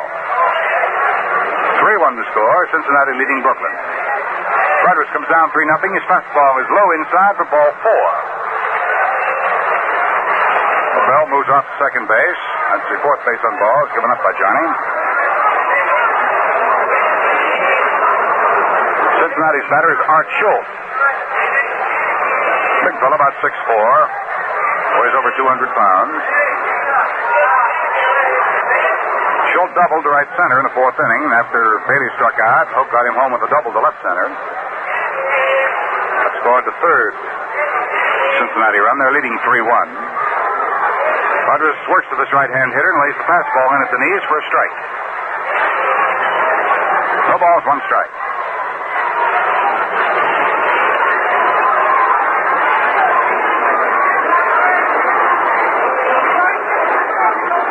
Rodgers staring down to get his sign from Walker. Runners at first and second. In comes the pitch. Schultz swings on a slow curve and misses. That's strike 2. No balls, 2 strikes. Tomorrow night when these two teams meet, right here at Ebbets Field at 8 o'clock, it's figured that Warren Hacker will be facing Don Newcomb. Hope you've made your plans to be with us. 20 seats available. Rodgers curve into the dirt. Walker blocks it, takes it. The count is 1 ball, 2 strikes now on Art Schultz.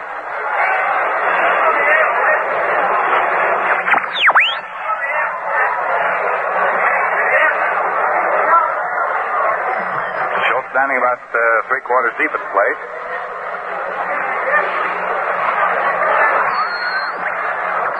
Works up somewhat on the handle of the bat.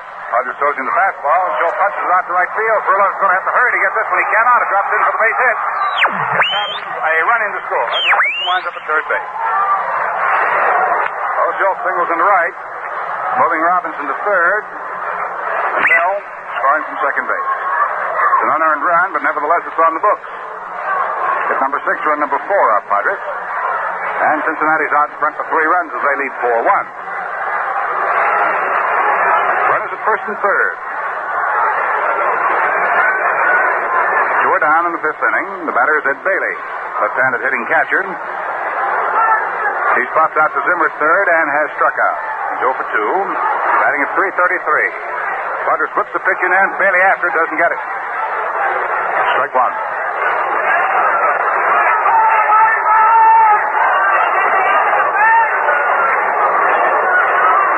Have some activity down the Brooklyn bullpen. Eddie Roebuck, sidearm pitching right-handers getting up to throw. Rodgers offers the fastball, and it's outside.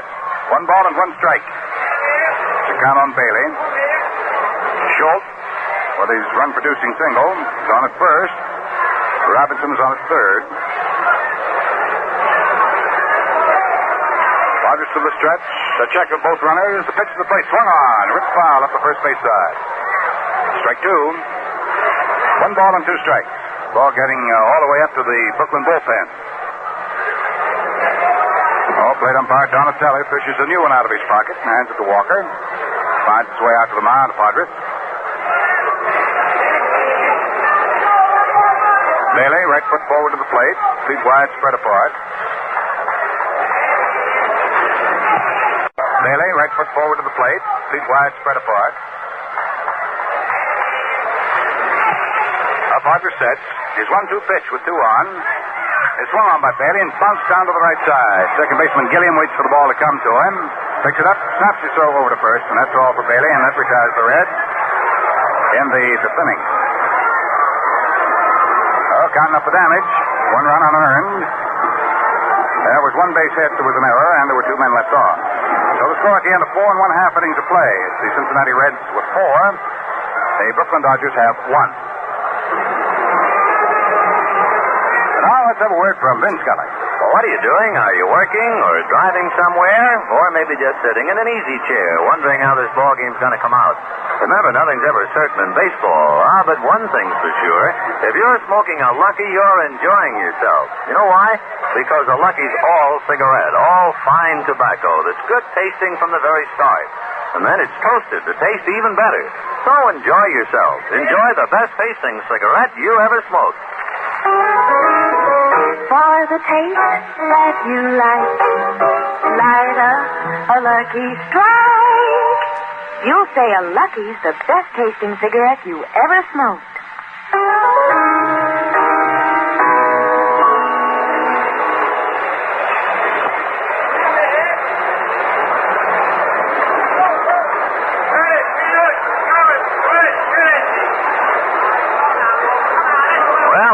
Right now, as we go to the last of the 5th inning, with the Redlegs slowly inching their way out in front now by the score of 4-1.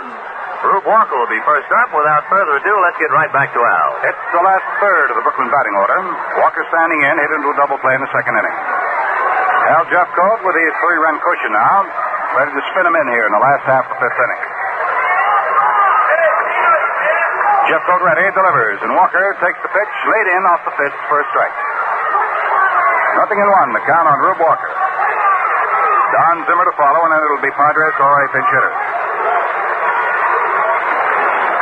Jeffcoat works. Walker after it, hits it back foul. Strike 2. No balls, 2 strikes. Walker batting in an even 300. He has 3 for 10. He's gone 0 for 1 tonight.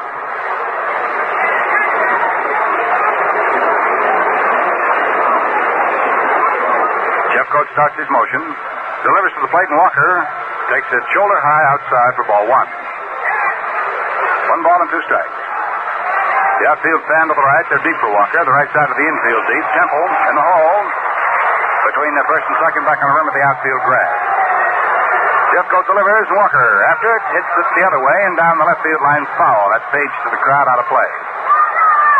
The Giants picked up a run in the last half of the 4th inning, and they're leading St. Louis 3-0. And as we told you at the end of 4, Philadelphia is leading Milwaukee 5-1. Hamner hit a home run in that ball game for Philadelphia.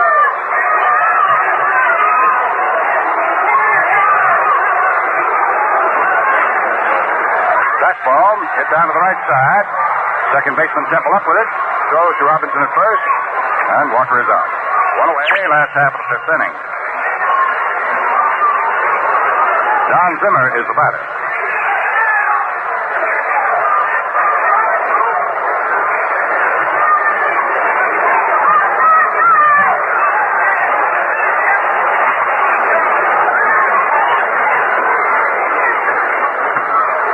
Jeffcoat offers Zimmer a curveball. It's inside up against the belt buckle. And ball. 1 out, last half of the 5th, no base runners. And the score is 4-1. Favors Cincinnati. Jeffcoat wheels the pitch in there, and Zimmer after it dribbles it up the third baseline foul. 1 ball and 1 strike.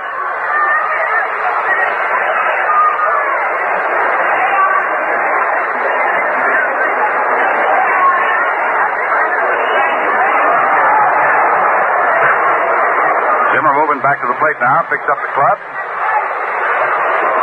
Stands back in.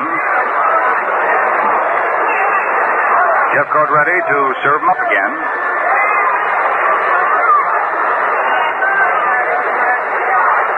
Hal delivers 1-1. Zimmer takes the fastball low.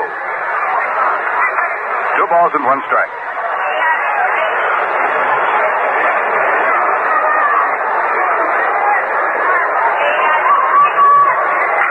Jim after the next pitch drills it down the left field line. That's one into the corner. That'll be that extra base for Zimmer. Makes his turn at first and goes into second standing up with a 2-bagger.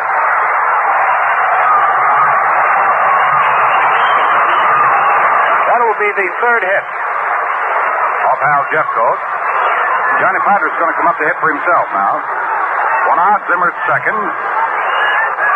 Padres has been up 1 time tonight. Bounced wide at first base, and Robinson, the first baseman, made his throw to Jeffcoat covering to get Padres. So Johnny's 0 for 7 as a batsman this year.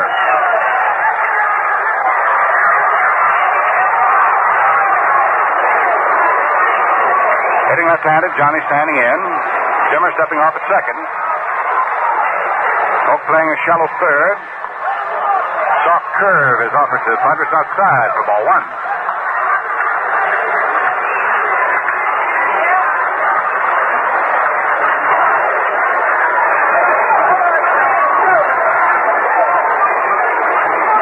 Jeffcoat to the top of the stretch. Now sets. Delivers. Nice curve in there for a strike.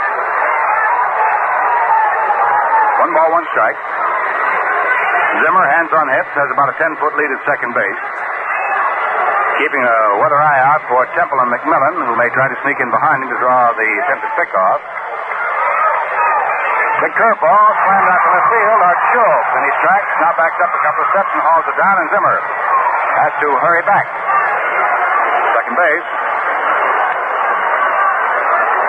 The 2 down in the last half of the 5th inning, and the batter coming up now is Gilliam.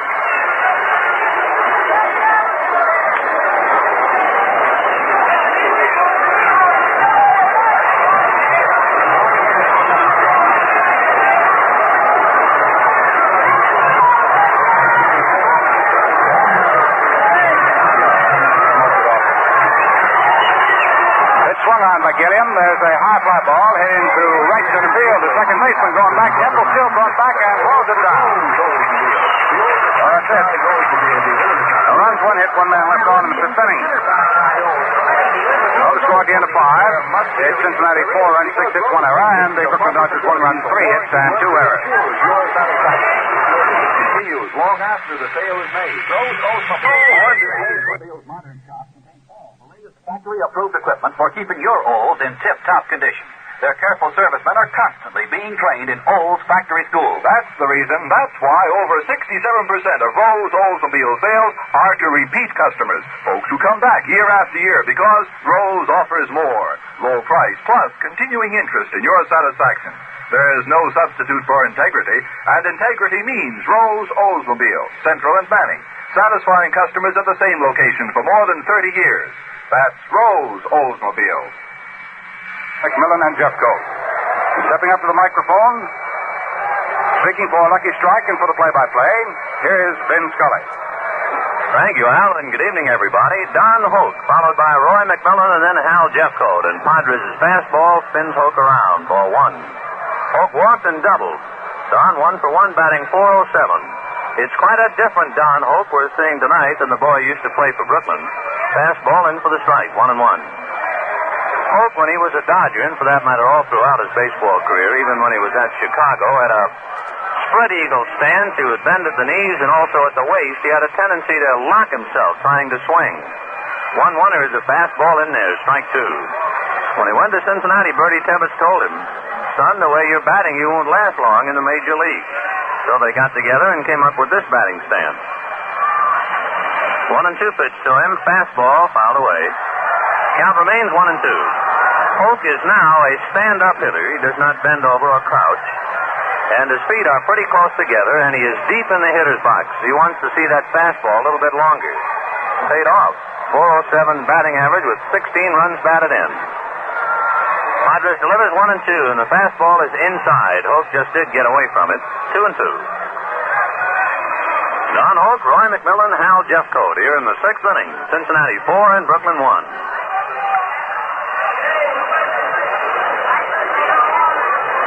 Padres winds and the 2-2 pitch. Fastball again right at the hands. Ball 3. 3-2.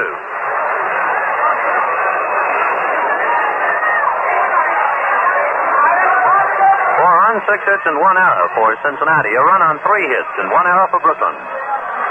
Padres checking signs. Rube Walker blinks him out to him. Hoke waiting.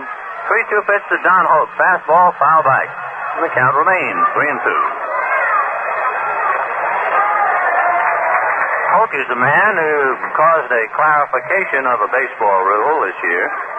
Remember against the Milwaukee Braves when he, as a base runner, fielded a ground ball. 3-2 pitch, curved, just low. Ball 4, and Hoke is on. So Don has 2 walks and a double. Walk number 5 given up by Johnny Padres. And it brings up Roy McMillan. McMillan has doubled and bounced out second to first. Hoke fielded the ground ball, as you remember, and then turned and tossed it to Johnny Logan, the Braves shortstop. It appeared to have been a perfect double play ball and said it was broken up. So they got together and changed the rule. First pitch to McMillan, fastball for the strike, on 1. Now the rule says that if a base runner interferes with a batted ball, if the umpire's judgment is to be proven that the base runner actually let himself be hit by the batted ball, not only is he out, but the preceding runner is out. And that will stop that. The strike 1 pitch, fastball, low, 1 ball, 1 strike. McMillan batting .264. Don Hoke at first base, Gil Hodges holding. Nobody out in the 6th inning, 4-1 Cincinnati. Eddie Roebuck begins to loosen up in the Brooklyn bullpen. Padres delivers 1-1. There goes Hoke. The curve is low. The throw down to Gilliam is not in time. Junior had to take the throw in front of the bag, tried to make a backward tag and couldn't do it. So Don Hoke steals second.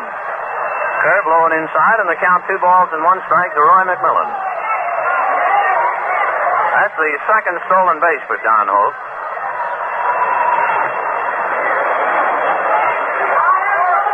We need a station break, so as soon as McMillan has had his at-bat, we'll duck it in. 4-1 Cincinnati here in the 6th inning, nobody out. Padres come set, a check of Don Hoke and the 2-1 pitch. A curveball grounded down to short. Reese holds his runner and throws over to Hodges for the out. Let's pause for station identification.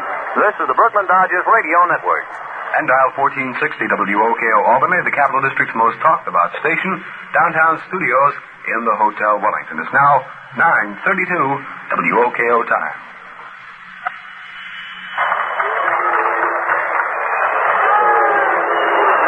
Hal Jeffcoat, who has done very well out there in the pitching mound, now comes up and settles in the right-hand hitter's box next to home plate. Jeff batting .250. He's popped out and struck out 0 for 2. Padres ready and comes to him with a fastball and gets it over for the strike, 0-1.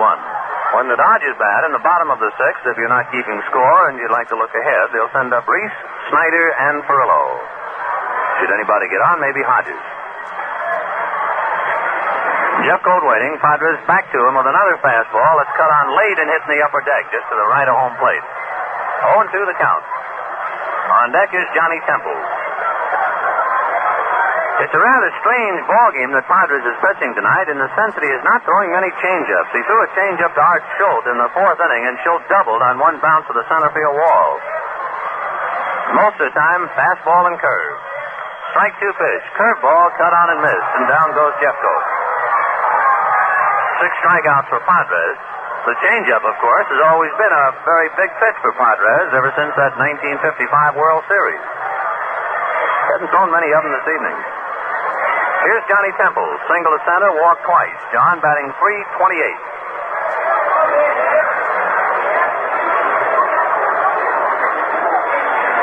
Padres leans in to get a sign from Rube Walker. Now Johnny straightens up.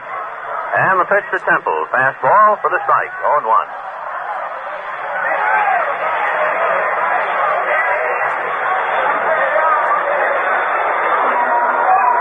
0-1 to Johnny Temple. Don Hoke at second base, 2 out on the 6th. 4-1 Cincinnati. Fastball cut on and line to right center. Snyder going on, reaching up and grabs it on the run. For Cincinnati in the 6th inning. No runs, no hits. There was a walk, a stolen base, and a man left on at second. And so the score at the end of 5.5 innings of play, Cincinnati 4 and Brooklyn 1. Now let's lend an ear to Al. Would you like to hear the latest? Well, stick around for a minute and we'll give you some more of Happy Joe Lucky's clubhouse chatter. Meantime, let's all settle back and light up a Lucky. It's light-up time. Time to enjoy a cigarette that's all cigarette. All fine tobacco. Naturally good-tasting tobacco that's toasted to taste even better. Cleaner, fresher, smoother. Yes, sir, that's the Lucky. So if you're looking for a better-tasting cigarette, better light up a Lucky. Now here's that clubhouse chatter we promised. Hailing Ted Kluszewski didn't make the trip with the Cincinnati Reds. Ted is back in Cincinnati deciding whether or not to have an operation on his back for that slipped disc.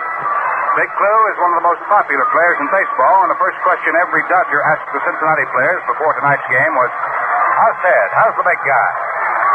Well, Cincinnati has changed their uniform again this year. Instead of the customary red caps with a white C, they now have gray caps with a red bill and a red C. Well, thanks very much, Happy Joe Lucky. We'll be checking back again with you for more of your clubhouse chatter. Let's check back with Vin Scully now for some more of the action right here at Ebbets Field. Vin? Well, the Dodgers certainly hope they'll have some action. Hal Jeffcoat has handled them pretty roughly through 5 innings, allowing just 1 run and 3 hits.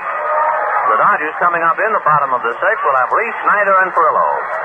Reese is 0 for 4, 0 for 2 tonight, 0 for 2 last night. Jeffcoat getting a sign now from Ed Bailey, and the right-hander delivers. Fastball, it's foul back, 0-1. Jeffcoat, the converted outfielder, is now very close to being a very good pitcher. He knows what he's doing out there. And he'll change his delivery, come overhand, sidearm. And when he has his control, so that the hitters are just kind of bending one way and then the other, he's very tough. He's been pleasingly wild tonight. He has walked 3 men. Jeffcoat ready, and the strike 1 pitch. Sidearm fastball, foul back. Reese just took a half swing and chipped it back. 0-2 the count.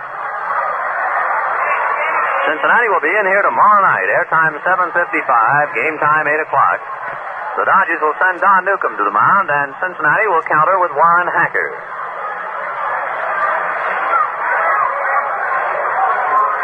Thursday an open date over the weekend at the Polo Grounds, and then Monday the Dodgers head west for their first Western trip.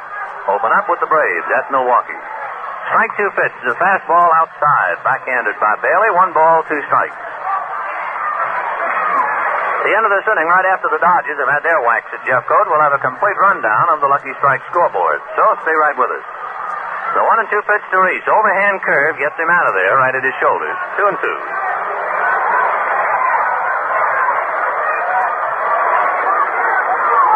Jeffcoat up on top.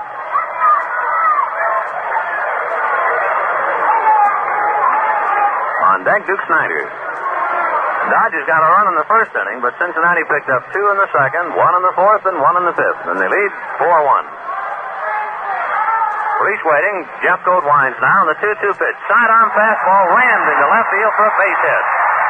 So Peely comes up with his first hit, and that makes the 1957 season official here in Brooklyn. A solid single to left. Then here's the Duke.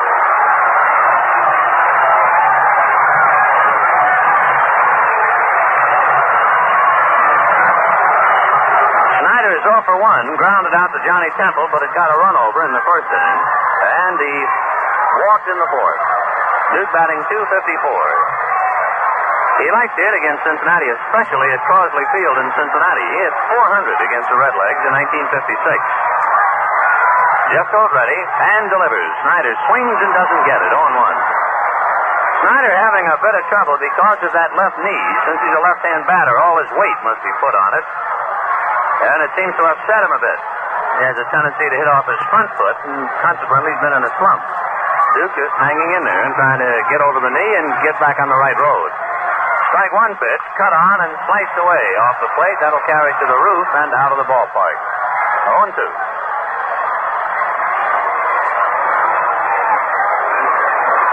0-2 the count to Snyder. On deck, Carl Perillo.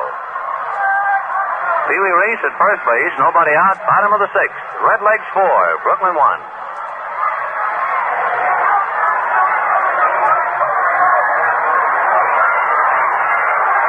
Jeffcoat flicking his glove now while Bailey flashes out signs.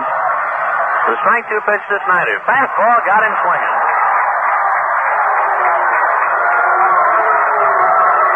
So Snyder goes down on strikes.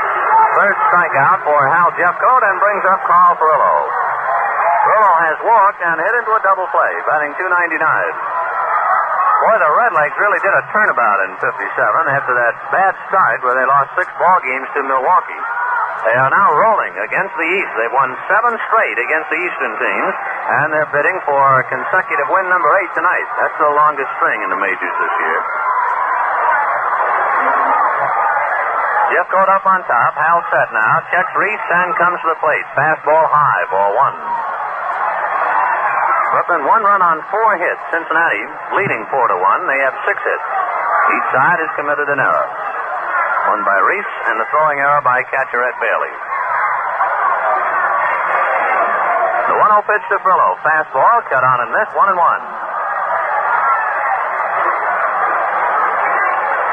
Seeing Hal Jeffcoat out there tonight, outfielder who couldn't quite make it. He couldn't hit enough.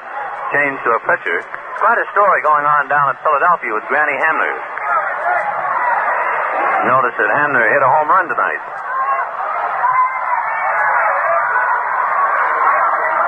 1-1 pitch to Furillo. Fastball and a line drive right at Temple. He knocks the ball down, goes to McMillan. They go back to first for what appears to be the double play, but let's wait and see. Instead, they rule the out to Johnny Temple, and the umpires say, no, indeed. No fooling around trying to take advantage of the base runner. Temple had the line drive right to him and just let the ball drop at his feet. Actually knocked it down.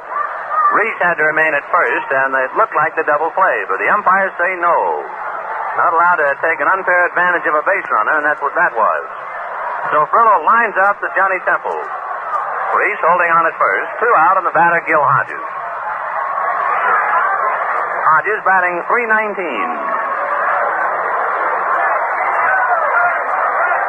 Second base umpire Vinnie Smith was the man in charge on that play. Jeffcoat delivering the fastball, a kangaroo bounce into the hole at short. McMillan makes a fine play, and they get the force on Reese. A big high pounder over the outstretched arms of Don Hoke, and McMillan gliding into the hole, threw back toward second and got his man. So the fourth play goes 6-4. For Brooklyn in the 6th, they're denied again. No runs, 1 hit. They leave a man. And at the end of 6, Cincinnati 4 runs, 6 hits, and 1 error. Brooklyn 1 run, 4 hits, and 1 error. Now to our Lucky Strike scoreboard, and here's Al. In the National League, the Cardinals playing the Giants at the Polo Grounds tonight. At the end of 4 1/2 innings of play, the Cardinals lead 5-3. St. Louis coming up with 5 great big runs in the top half of inning number 5. Herm Weimar pitching for the Cardinals. Burnside started for the Giants. Worthington in the 5th. Boyer and Moon have hit home runs, both in the 5th inning. The base is empty for the St. Louis Cardinals. Shane Deanston Rhodes have connected for the circuit for the New York Giants. Milwaukee and Philadelphia at the end of 6 innings of play. It is Philadelphia 6. Milwaukee has 4. Spahn started for Milwaukee. Buell in the 5th. Roberts pitching for Philadelphia. And Granny Hamner in the 3rd with the bases empty. Hit his first home run of the year for Philadelphia. Chicago-Pittsburgh at the end of 5. It is the Cubs 5 and the Pittsburgh Pirates 2. Tom Paholsky for Chicago. Friend for Pittsburgh. Neiman in the 4th with 1 on. Hit a home run for Chicago. His 3rd. The Yankees in Cleveland at the end of 5 1/2 innings, no score. Cleveland batting in the last half of the 6th. Score relieved by Lemon in the 1st after Score had been injured on a line drive. The Yankees have Sturtevant on the mound. Brewer and Donovan pitching in the Boston-Chicago game. 1-0. Boston over Chicago at the end of 2. All right, then. Here's a line drive in the center field. A clean base hit for Wally Post. So Wally on the first pitch singles to center. That is hit number 7 against Johnny Padres. Post had been up there, twice had hit into a double play and struck out while he was batting .221 and singles on the first pitch. Gus Bell has bounced out, struck out, and got on Reese's error. Gus batting .288. Gus left-hand batter, as you know, around a bunt and does. Padres down the field. It goes to Reese, and they get the 4s. Nice play by Johnny and a nice stretch by Reese. So Barrow trying to sacrifice his man, instead forces him at second base, 1-6. 1 out here in the 7th, 4-1 Cincinnati, and the Dodgers now have left-hander Kenny Lehman, who has not appeared in a ball game thus far, and Eddie Roebuck. Frank Robinson doubled, struck out, and walked. Frank, after a brilliant freshman year, is starting right off again in 1957. He's batting .361. Trying to fill a big pair of shoes at first base because of the absent Ted Kluszewski. Curveball to him, doesn't break very much and stays high, ball one.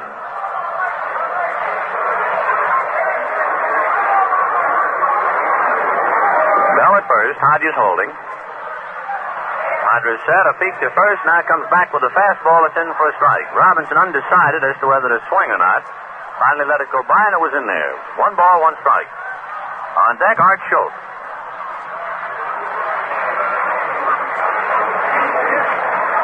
Padres come set. The 1-1 pitch to Frank Robinson. Fastball high, ball 2.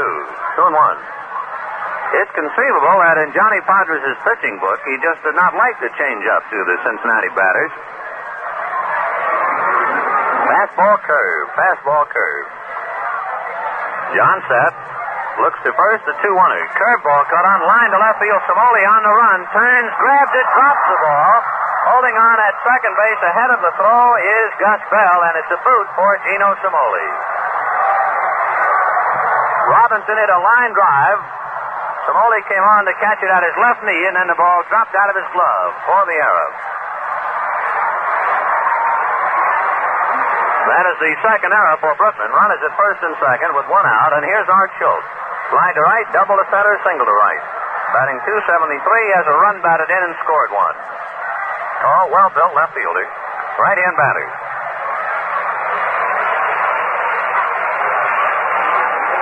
Padres checking the base runners, now up on top. 1 out. John ready and delivers. Fastball at the knees for a strike, going 1. Cincinnati 4, Brooklyn 1 with 1 out in the 7th.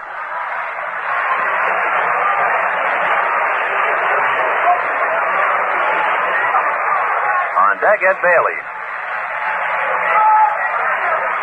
Strike 1 pitch, a slow curve. Hit to Reese's left. Pee Wee shovels to Gilliam for 1. Back to Hodges, the double play. And Frank Robinson tried to break up the double play, and Frank is hurt, or perhaps he just has some dirt in his eyes. But Robinson is on both knees now in a cloud of dirt just to the left of second base.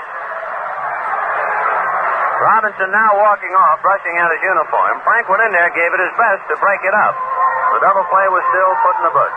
6-4 to 3. So we send another 1,000 free luckies to the VA hospital at Kingsbridge Road in the Bronx. For the Redlegs in the 7th, no runs, 1 hit, there was 1 error, and a man left on. And at the end of 6 1/2, Cincinnati 4 and Brooklyn 1. They're still checking Frank Robinson's left hand. He might have been stepped on, but it's not serious. He'll stay in. Well, friends, ever wonder what a Dodger fan does and thinks about when the 7th inning stretch comes around? You curious? Well, we are too. So why don't we take a listen? Fasten your seatbelts, and here goes. 7th inning stretch coming up. Hey, cigarettes. Over here. Lucky's, please. Thank you. Oh, now for a match. Oh, yeah, right here. Boy, what a cigarette. A genuine cigarette. Say, how about joining me? Declare a light-up time. Put a match to a lucky, then settle back, catch the rest of the ball game, and enjoy the best-tasting cigarette you ever smoked.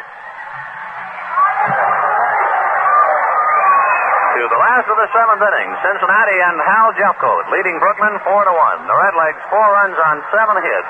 The Dodgers 1 run on 4 hits. Gilliam and Reese each have singles. Samoli has a single, and Zimmer has a double, and that's been it. The Dodger run came in the 1st inning. Gilliam single, stole second, went to third on the throwing error by Bailey, and scored on an infield out. Samoli will be first up. Gino is 1 for 2, single to center and struck out, batting .321. Jeffcoat comes to him, and the pitch is fouled away right out the end of the bat over to where Tex Rickard presides.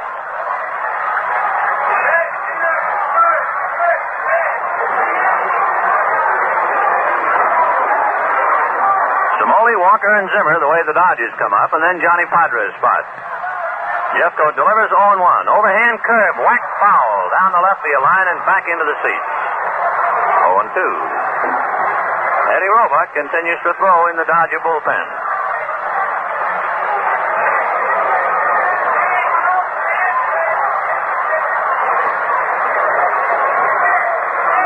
Smoley waiting.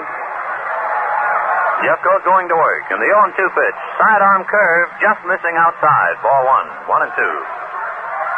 Jeffcoat, when he does come sidearm, almost throws himself off the mound, coming by way of third base. Tomorrow night it'll be Don Newcomb and Warren Hacker. Airtime 7:55. Game time 8 o'clock. Jeffcoat delivers 1-2.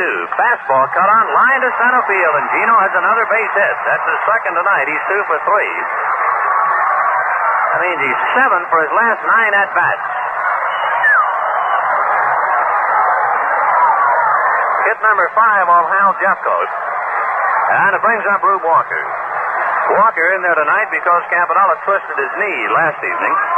Walker has hit into a double play and bounced out second to first. Rube batting .273. Jeffcoat set. Now delivers to Rube. Fastball, a ground ball into right field for a base hit. Smoley goes to second and holds on. The ball is booted, but just briefly by right fielder Wally Post. So Walker singles to right. Smoley goes to second base and holds, and the batter is Don Zimmer. And for the first time tonight, Bertie Tebbetts appears a little bit worried. He walks out in front of the Cincinnati dugout, looks down to his bullpen, and makes a motion as if he were a strong man in a circus. That might mean Herschel Freeman. We'll see. He's about as big a man as the Red Legs have, though they have some pretty big ball players on the squad. You know the way that strong man flexes his muscles with his arms up in the air? Well, that's what Bertie gave as a sign. We'll check and see if it's Freeman. Don Zimmer has struck out and doubled. Zimmer batting .290, and the Dodgers have their first serious threat now of the evening. Runners at first and second, nobody out. 4-1 Red Legs, bottom of the 7th. Jeffcoat set, looks to his runners, delivers to Zimmer, and the fastball is outside, ball 1. Yes, it's Herschel Freeman, so that's one sign we'll try and remember. Apparently he's about the strongest man and one of the biggest on the Cincinnati ball club, and that's his sign to get up. Jeffcoat ready. The 1-0 pitch to Zimmer. Fastball fouled away. 1 ball, 1 strike. Cincinnati 4 runs on 7 hits. And the Dodgers 1 run on 6 hits. Brooklyn having committed 2 errors and Cincinnati 1.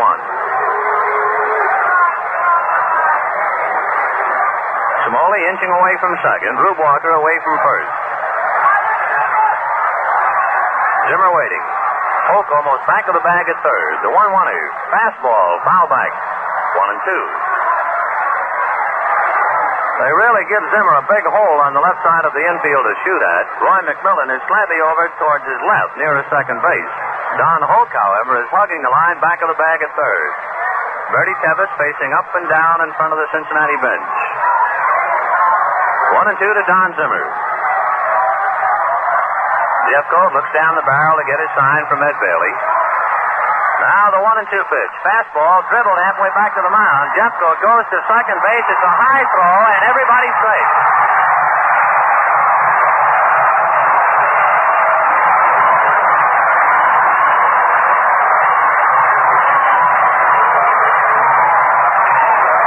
Hal Jeffcoat whirled and threw to the bag at second. It was a high throw. Both Johnny Temple and Roy McMillan leaped high in the air. It really looked like a ballet act out there, and McMillan was able to reach the ball, or it was heading for right center. So Jeffcoat draws an error on what might have been a double play ball, and the Dodgers are really in business. Bases loaded, nobody out. Bertie Tebbetts is out at the mound, however. Big Herschel Freeman throwing in the bullpen if he wants. Johnny Padres did not come out. Instead, Elmer Vallow came out to the on-deck circle, but Elmer has not been officially announced as yet, so he's not in the ball game. But he has the weighted bat and his regular bat, so it's a pretty good cinch that he's coming in, and here he comes. So Elmer Vallow will bat for Johnny Padres. Bottom of the 7th, bases loaded, nobody out, 4-1 Cincinnati.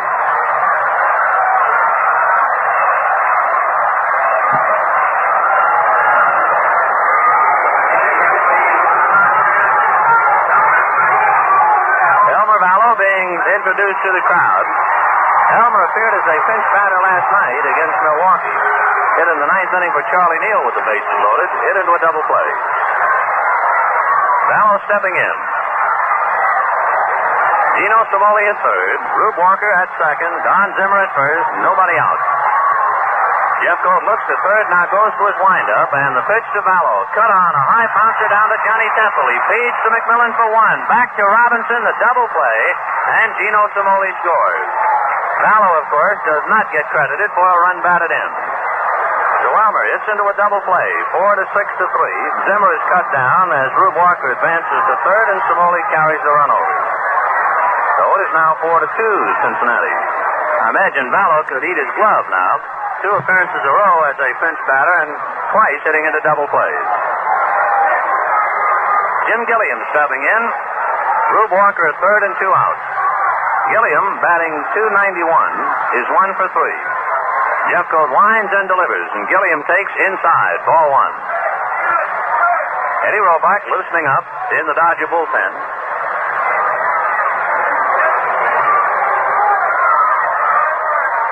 Jeffcoat goes to his windup now, and the 1-0 pitch to Gilliam. Fastball, dribbles slowly up along first. Robinson is there to field it, turns and steps on the bag. And what appeared to be a big Dodger threat, they have to settle for 1. In the 7th inning for Brooklyn, 1 run, 2 hits, 1 error, that's by Hal Jeffcoat. 1 man left on. And at the end of 7, Cincinnati, 4 runs, 7 hits, and 2 errors. Brooklyn, 2 runs, 6 hits, and 2 errors. Before we go to the 8th inning and see how Eddie Roebuck fares, let's listen to Al. Well, friends, don't forget our sensational 2-for-1 bargain sale of the 1957 Dodger Yearbook and the new Schaefer Lucky Strike Baseball Guide. Both these 12 books for only 50 cents. For you folks who haven't heard about this sale of sales, listen to this. The 1957 Dodger Yearbook, complete with 48 pages of anecdotes, stories, and pictures, and plenty of pictures of the Dodgers, and the brand new Schaefer Lucky Strike Baseball Guide and Record Book, crammed full of all-time records, team rosters, diagrams of the ballpark, radio TV directories of all the major league teams, and much, much more. Both these baseball books can be yours for only $50. Here's how to get yours.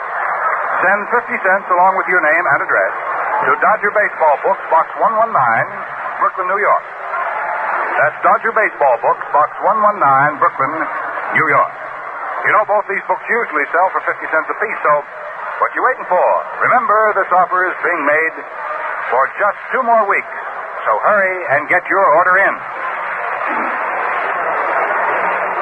Well, we move along to the top half of the 8th inning. Totals at the end of 7. 4-7-2 for Cincinnati, 2-6-2 for the Brooklyn Dodgers.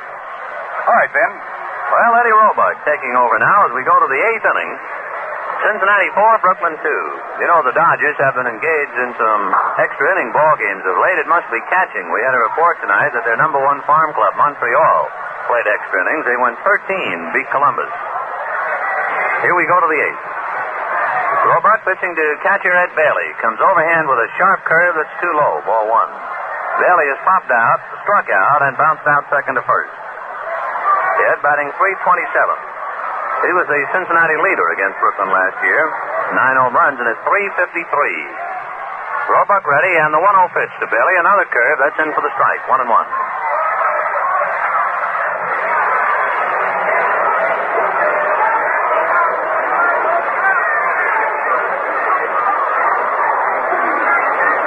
Roebuck making his second appearance of the year. The 1-1er bounced the curve, ball 2, 2-1.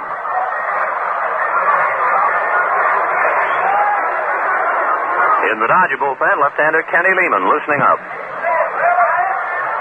Dodgers will be here with Cincinnati tomorrow night. Don Newcomb and Warren Hacker. Thursday an open date. Then over the weekend, Brooklyn will be over at the Polo Grounds with the New York Giants. We understand there are plenty of seats available for the big series, so if you possibly can, we'll be looking forward to seeing you at the PG. Sinkers cut on and miss, 2-2. Redlegs 4, Brooklyn 2, 8th inning. Bailey, Hoke, and McMillan. Should anybody get on, maybe the pitcher's spot, Hal Jeffcoat. 2-2 pitch to Ed Bailey. Sidearm sinker fouled away. Count holds 2-2. Alert everybody along the Dodgers network. Station break due, so they'll duck one in as soon as Bailey swings away. 2-2.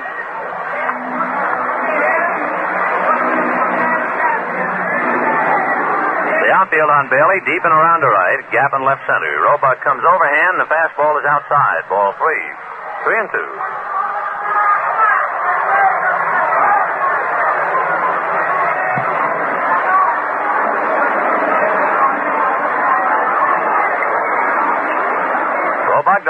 3-2 to Bailey. Curveball got him swinging, and the catcher goes down, and we'll pause the station identification. This is the Brooklyn Dodgers Radio Network. And dial 1460 WOKO Albany, the Capital District's most talked about station. Downtown studios in the Hotel Wellington. It's now exactly 10 o'clock WOKO time. WMGM. Don Hoke steps in with 2 walks and a double. Hoke batting .407. Roebuck delivers, and the curve in for the strike, going 1. The end of 7 innings, the Phillies 8 and Milwaukee 4. The end of 5 innings, the Giants 6 and the Cardinals 5. Roebuck comes back to Hoke, 0-1, sidearm sinker, it's down low, 1 ball, 1 strike. When the Dodgers bat in the bottom of the 8th inning, it'll be Reese, Snyder, and Ferrillo. Should anybody get on, maybe Hodges. Lucky Strike blowing a big smoke ring to you from Ebbets Field in Brooklyn, wishing you the very best wherever you may be. Roebuck winds, the 1-1 pitch. Sidearm down low, ball 2, 2-1. On deck, Roy McMillan.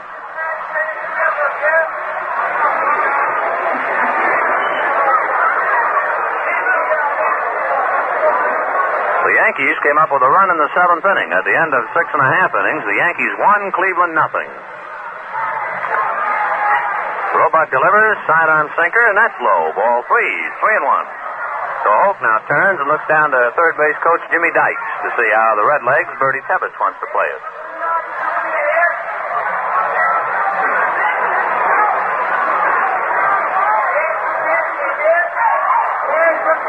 Boy, you'd never recognize Don Hoke with that new batting stance.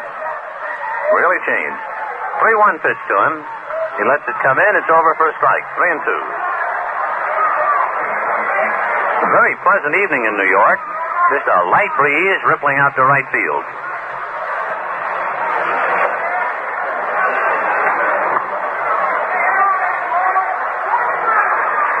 Roebuck winds, a 3-2 pitch. Sidearm curve fouled away. Count remains 3-2.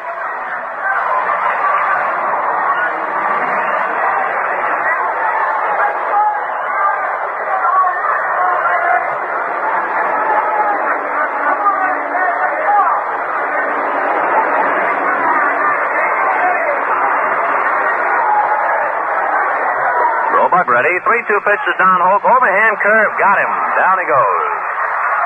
So Hoke strikes out, and Roebuck has come on in relief here in the 8th inning and struck out 2.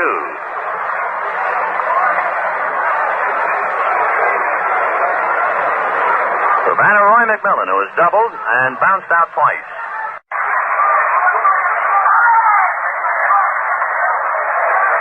Roebuck delivers, sidearm, and gets it low and inside. Ball 1. The Redlegs with 7 hits against Johnny Padres. John worked 7 innings. 7 hits and 4 runs. Walked 5, struck out 6. Eddie Roebuck, his replacement.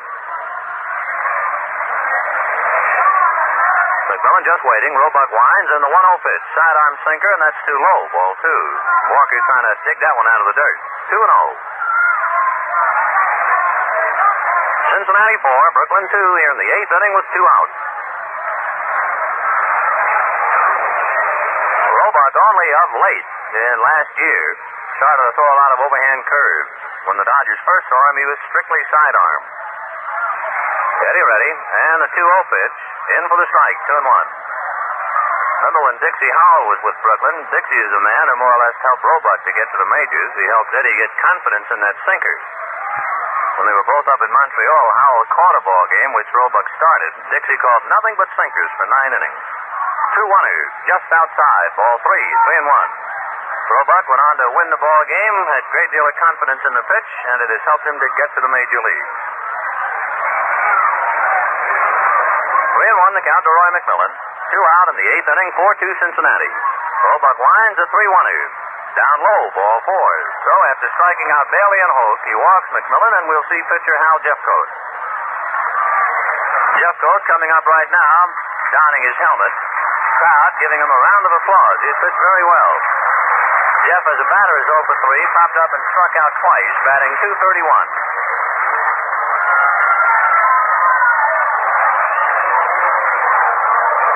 He was in serious jam in the seventh when the Dodgers had the bases loaded and nobody out, but he got pinch batter Vallo to hit into a double play. Roebuck delivers the pitch a half swing. It's over for a strike anyway, 0-1. Augie Donatelli, the plate umpire. Vic Delmore at first, Vinnie Smith at second, and the senior umpire of the quartet, Jocko Conlon, on the line back of third.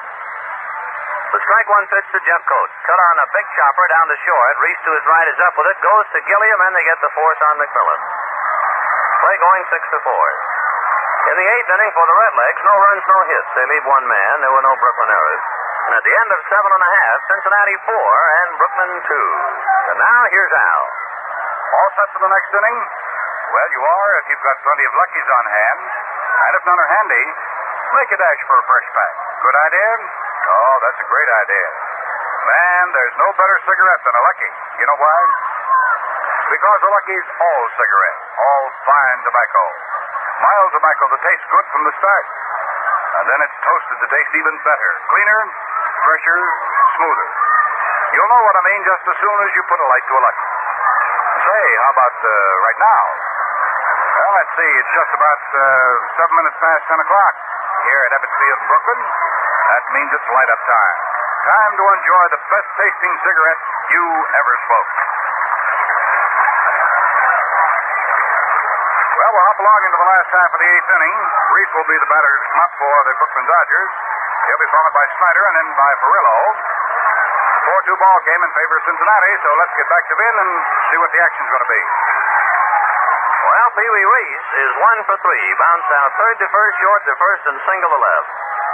Pee Wee batting 200 now with his 1 for 5. Snyder is 0 for 2. Perillo is 0 for 2. Snyder and Perillo each have walked once. Al Jeffcoat loosening up with his catcher Ed Bailey, and here we go now to the last of the eighth inning. Redlegs and Brooklyn battle right down the middle last year in their 22 games played. Each club won 11. The Dodgers, however, in their private feud with Cincinnati, came on with a rush. They won 7 out of the last 8. Al Jeffcoat, who has pitched very well against them last year and again tonight. Going to work. Jeff delivers. Reese takes a strike. Going 1. Jeffcoat 1-1 with the league. Last year, 2-0 against Brooklyn. Lifetime 5-4. Jeffcoat ready. Al winds and the strike one pitch to Pee Wee. Curveball a little high. 1 ball, 1 strike. Cincinnati 4 runs on 7 hits and 2 errors. Brooklyn 2 runs on 6 hits and 2 errors. 1-1. Jeffcoat ready. Back comes the 1-1er. The fastball is cut on. A high fly ball into right center. Coming over his Wally post. Waits and takes it. The Reese flies out to right center. 1 out.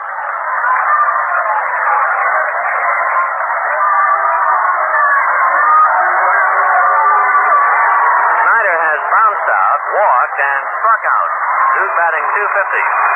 Some folks began to boo until the majority of folks begin a round of applause to the Duke to make him feel better. He's got enough problems with a sore left knee and a .250 batting average. Jeffcoat ready and delivers, and Snyder promptly hits one sharply to Johnny Temple on the grass in the hole on the right side, and Johnny throws him out. So Snyder goes out, second to first. 2 down in the eighth inning.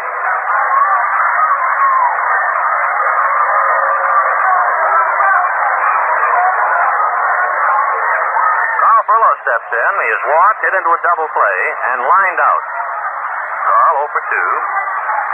Batting .294.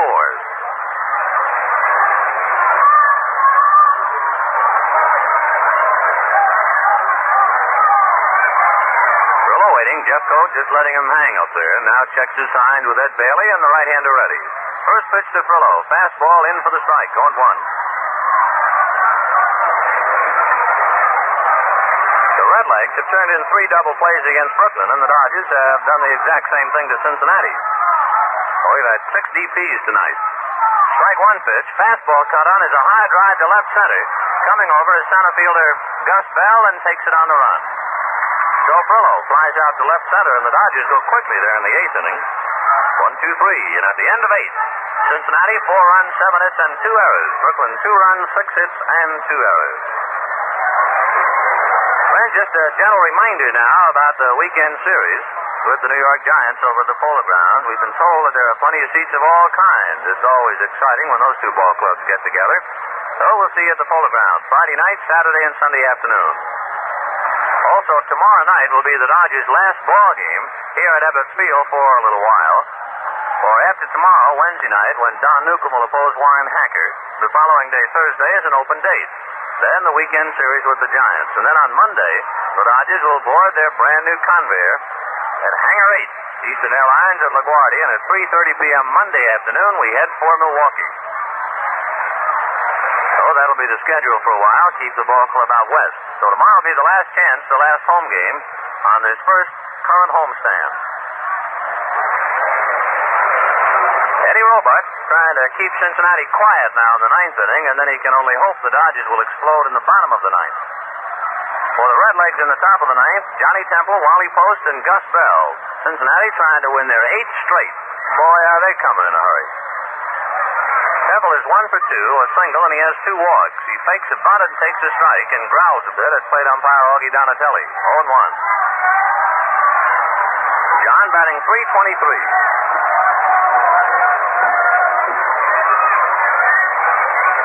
Roebuck ready. Eddie winds in the strike 1 pitch. Side armor bunted up along first. It'll be a tough play. He's going to beat it out. Roebuck, in delivering sidearm to the right-hand batter, in his follow-through, he was going towards third base. So Johnny Temple pushed it up along first, wide of the bag, and by the time Hodges came over to field it, Roebuck, of course, could not cover at first, and Temple was on with a bunt single. So John now is 2 for 3 tonight. Hit number 1 off Eddie Roebuck, hit number 8 for the Redlegs, and here's Wally Post. Post single to center in the 7th inning. He's 1 for 4. Roebuck delivers, Post around the bunt, and fouls it at the plate. 0-1.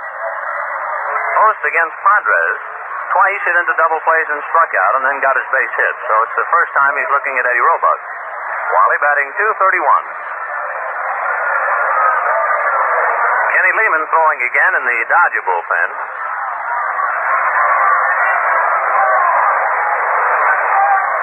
Roebuck up on top. Now comes set, turns and throws over to first. Temple, a fine base runner for Cincinnati. Bertie Tebbetts gives him a lot of leash out there. There he does not go. The sidearm sinker is fouled at the plate, 0-2. Temple started to go, ran about 25 feet up towards second, and then jammed on the brakes. 0-2, the count to Wally Post with Gus Bell on deck.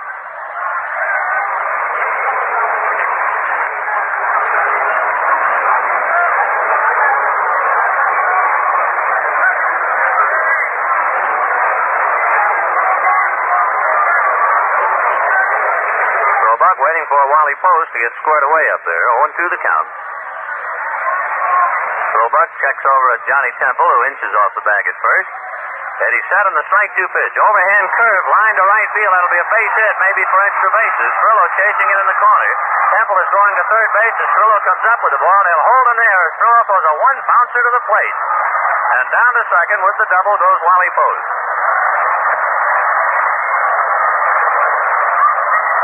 Made 2 fine throws tonight.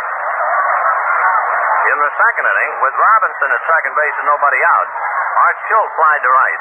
Robinson tagged up and Bluff going to third, and Frillo threw a line drive right at Don Zimmer. Now this time he threw a 1-bouncer to Walker.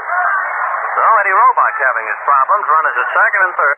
Runners at second and third, nobody out, and Bell, Robinson, and Schultz in that order, and they'll walk Bell first off. That'll load the bases and set up a force at any base. 1 wide one to Gus, now the second one. Bell has bounced out, struck out, got on an error, hit into a force play, and now walked, so he's 0 for 4. Roebuck serves the next one outside, ball 3. Comes set, and ball 4. So Gus Bell is put on, and that loads the bases with nobody out here in the 9th inning. Bell at first, Post at second, Temple at third, and the batter, Frank Robinson, who double a left, struck out, walked, and got on when Samoli dropped his line drive. Robinson batting .356, and a chance now to break the ball game wide open. Redlegs 4, Dodgers 2, top of the 9th inning. Infield drawn up tight. Rube Walker now wants to check with Roebuck. With Roebuck throwing so many sinker balls, and with a runner at third, there's a great deal of pressure on the catcher, Rube Walker in this instance, to make sure that a ball does not squirt through and back to the backstop. Reese comes in, also checking with Roebuck. Frank Robinson up there at the plate. Rube Walker blinking signs out. Roebuck staring down the barrel as the sign that he wants and now winds. The first pitch to Robinson. Side armor cut on and foul back out of play. 0-1. The Dodgers had one big chance against Hal Jeffcoat thus far. That was in the 7th inning. Bases loaded, nobody out. Ballo hit into a double play as a run scored. Gilliam bounced out, and that was that. And now the Redlegs here in the 9th are trying to increase their lead. They lead 4-2. Roebuck ready, and the strike one pitch to Frank Robinson. A sinker, a little low. 1 ball, 1 strike. Final score from Philadelphia. Mr. Robin Roberts, best Swarren Spawn, and the Phillies up in Milwaukee 8-4. Granny Hamner at a home run. So the Phillies defeat the league-leading Braves. Means the Dodgers cannot lose any ground in Milwaukee. But Cincinnati rumbling and moving closer and closer. Roebuck checking signs. Bases loaded. Nobody out in the 9th. Eddie goes to his windup. Robinson waiting. The 1-1 pitch. Side armor. Grounded through into left field for a base hit. Zimmer dove at it and couldn't come up with it. Temple scores, and right back of him is Wally Post. And the Redlegs now lead 6-2. So with the infield drawn in tight, Frank Robinson jammed one in the hole. Zimmer made a headfirst dive for it and couldn't get it. So Robinson singles in 2. Hit number 3 off Roebuck. He's allowed 2 runs. Cincinnati 6, Brooklyn 2. Still nobody out. Runners at first and second. The batter is Art Schultz, who has flied to right, doubled, singled, and hit into a double play. Left fielder batting .261. Dodgers over mind. He'll be bunting. He's around to bunt and does. Up along third. They let it roll. It's hugging the chalk line. Still fair. It stays fair. And Art Schultz has himself a bunt single. Schultz's bunt was right in a groove up along the chalk line, heading toward third. Roebuck could only let the ball roll and hope it would go foul, and the ball died in fair ground. And the bases are loaded again. Still nobody out. Left-hander Ed Bailey coming up. And Walter Alston goes to his bullpen. He wants Kenny Lehman. We'll have a pinch runner at first base. Have to wait till we see his number to figure out who it is. Might be Pete Wisnant. He's an outfielder.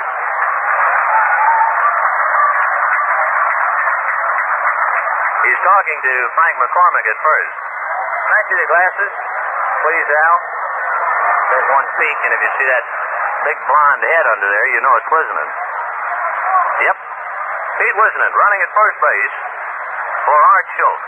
The base is loaded. Kenny Lehman coming on. Schultz at first. Robinson at second. Bell at third. Out comes Eddie Roebuck. Enter Kenny Lehman to pitch to Ed Bailey, Don Hoke, and Roy McMillan.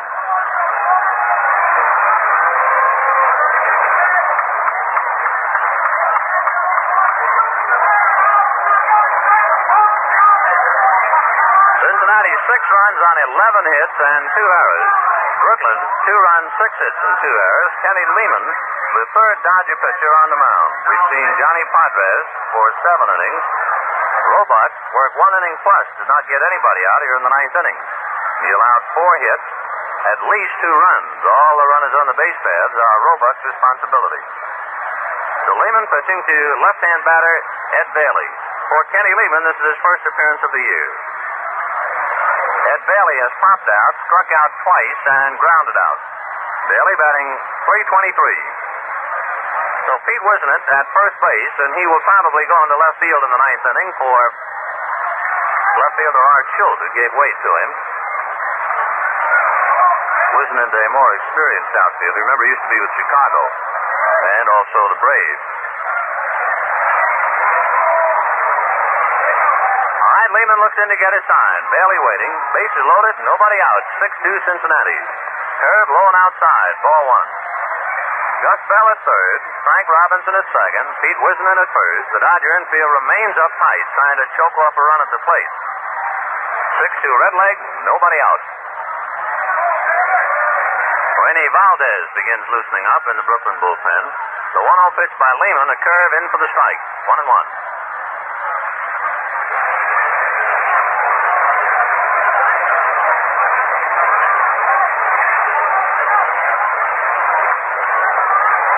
Barely waiting, 1-1. Lehman can't quite see Rube Walker's signs, flicks his glove. Now he has it. Left hand to Wines, and the 1-1 pitch to Bailey. Blowing outside, ball 2. 2-1. Bailey, the sixth man to come to bat. Here in the ninth inning, still nobody out. Temple had a bunt single, Post doubled. Bell was walked intentionally. Robinson singled in 2. And then Schultz got a bunt single. Reload the bases. Lehman winds up, and the 2-1 pitch to Ed Bailey. High, ball 3. So Kenny Lehman now is one pitch away from forcing over a run. Crowd squirming a bit, a crowd of 9,830. Don't you squirm, just light up a lucky and stay right with us.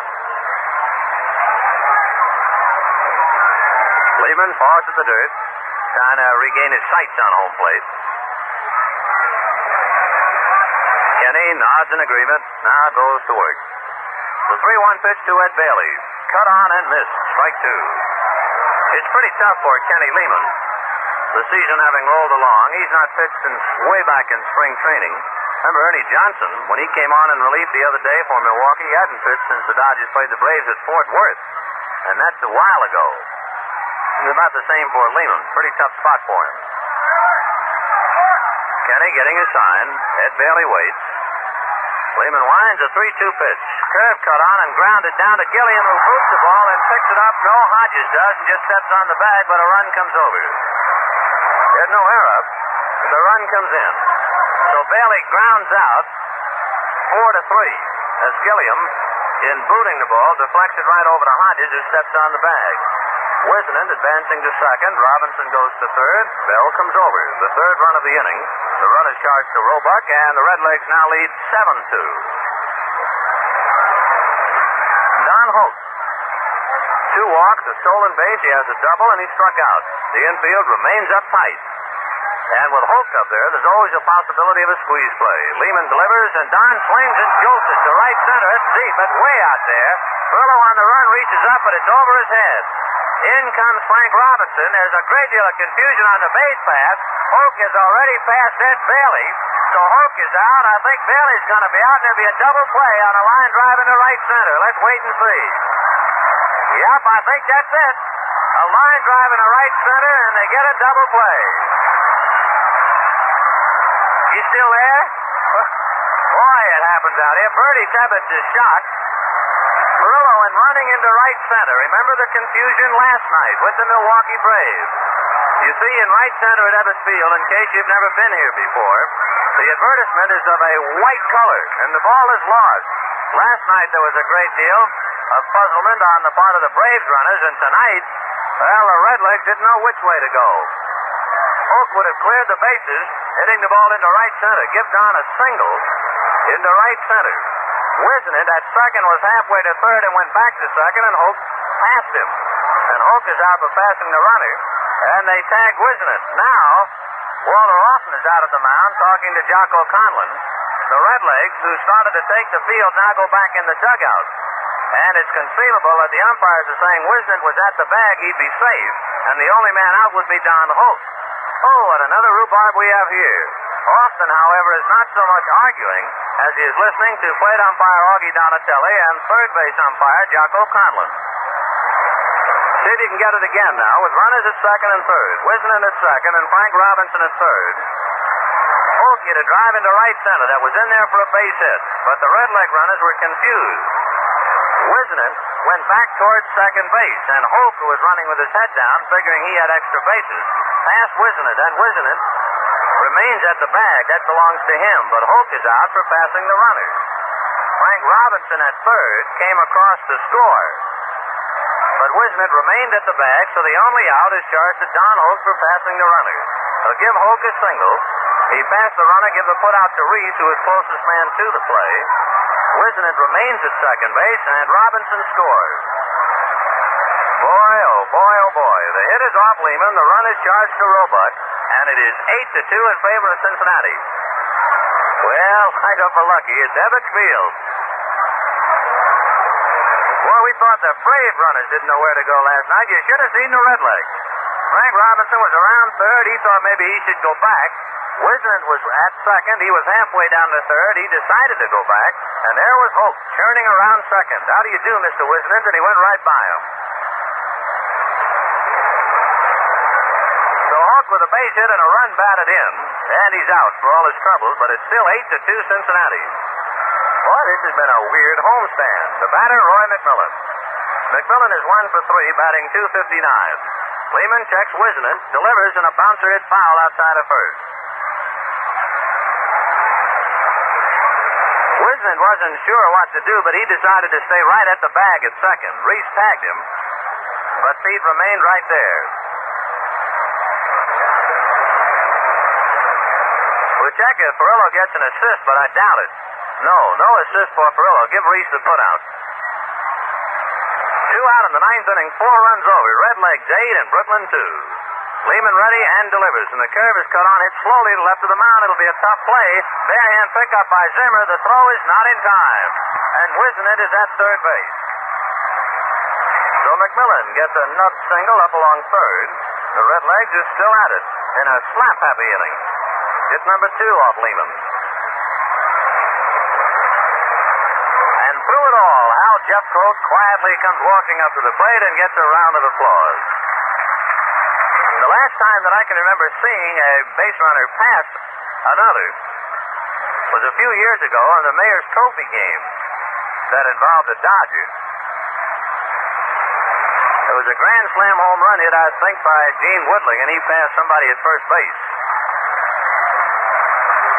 Can't remember a base runner passing another base runner of late in a Dodger ball game, but there it was for all to see. Jeffcoat steps in, runners at first and third, 2 out. 8-2 Redlegs in the ninth inning. Lehman set and delivers. There goes McMillan. There's a line drive base hit to center. McMillan's on his way to third as Wisnant comes home to score, and it is 9-2 Cincinnati. So Jeffcoat singles to center. McMillan to third. Wisnant carrying the run over. That is also charged to Roebuck, and now he can come out. As far as Roebuck's effort is concerned, 1 inning plus. 4 hits and 5 runs charged to him. Lehman came on to pitch to catcher Ed Bailey. 5 runs over for Cincinnati. It's now 9-2 in favor of the Redlegs. You know, 5 runs have popped up a bit tonight in other ball games in 1 inning. 2 other games. First pitch to Johnny Temple, up high, ball 1. The Cardinals got 5 against the Giants in 1 inning tonight. The Cubs got 5 against the Pirates. And now Cincinnati comes up with 5 in the ninth inning against Brooklyn. Lehman set and delivers, and the pitch is lined right back at Lehman for the final out. And they finally get that elusive out. Heaven knows what would have happened if Holt hadn't have passed Wisnant, but he did. Well, in the ninth inning, let's add it all up. First of all, 5 runs. 1, 2, 3, 4, 5, 6, 7 hits. 5 runs on 7 hits. A couple of men left on. No Dodger errors, and a mental error, but certainly an excusable one on the part of the Redleg base runners. Boy, that right center field area is really tough for you. Lose that ball in that white wall. 2 games in a row, opposing teams have really been fooled. However, how fooled can you be when you pick up 5 in the ninth and lead Brooklyn 9-2? Before the Dodgers bat in the bottom of the ninth, let's listen to Al. Well, what does the pitcher mean when he says, I've got the book on the next batter? Well, he's simply stating that he's got the complete scouting report on that player. Knows how to pitch to him and how the team should play him. Now, fans, if he said he's got the book on real smoking enjoyment, he's discovered the better taste of Lucky Strike. A genuine cigarette, all fine tobacco. Mild, naturally good tasting tobacco that's toasted the taste even better. Cleaner, fresher, smoother. So, friend, be happy. Go Lucky. Enjoy the best tasting cigarette you ever smoked. Well, the last half of the ninth inning. Hodges, Samoli, and Walker in that order, unless Manager Walter Austin has other ideas. But before we get started, let's pause for station identification. This is the Brooklyn Dodger Radio Network. Dial 1460 WOKO, first in Albany, the Capital District's most talked about station. Downtown studios in the Hotel Wellington. It's now 10:30 WOKO time. It is the last of the ninth inning. Cincinnati 9 and Brooklyn 2. The Dodgers sending up Hodges, Samoli, and Walker. If you're keeping a close tab on the ballgame, on that play where Hoke passed Wisnant, remember he passed Wisnant between second and third, and the official score has now decided to give Don Hoke a double. All right. So Hoke tonight has 2 doubles and 2 walks. Pitch to Hodges in for a strike, going 1. Gill batting .314, has flied to left, walked, and hit into a force play, 0 for 2. Like Johnny Klipstein throwing in the Cincinnati bullpen now. Jeffco delivers a fastball outside. 1 ball, 1 strike.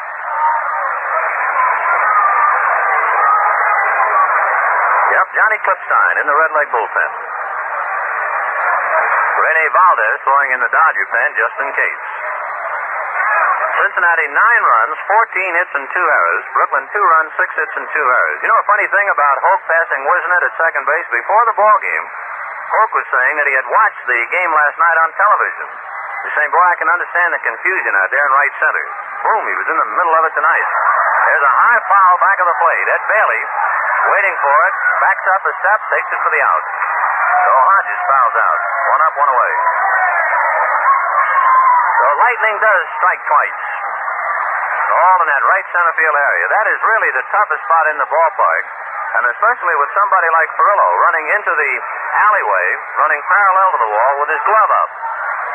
He just kind of disappears, blends into the white, and you lose the ball. Ask the Braves. And tonight, ask Cincinnati. Now here's Samoli, who is 2 for 3. Gino batting .329. The only Dodger to have 2 hits. The Dodgers have 2 runs on but 6 hits against Hal Jeffcoat. 9-2 Redlegs, 1 out in the ninth. Jeff delivers and Samoli grounds it to short. It takes a tricky bounce, but McMillan stays with it and makes his play. The Dodgers now, trailing by 7 runs, are down to their last out. Trying to keep the door open is Rube Walker. Walker has hit into a double play, bounced out second to first, and single to right.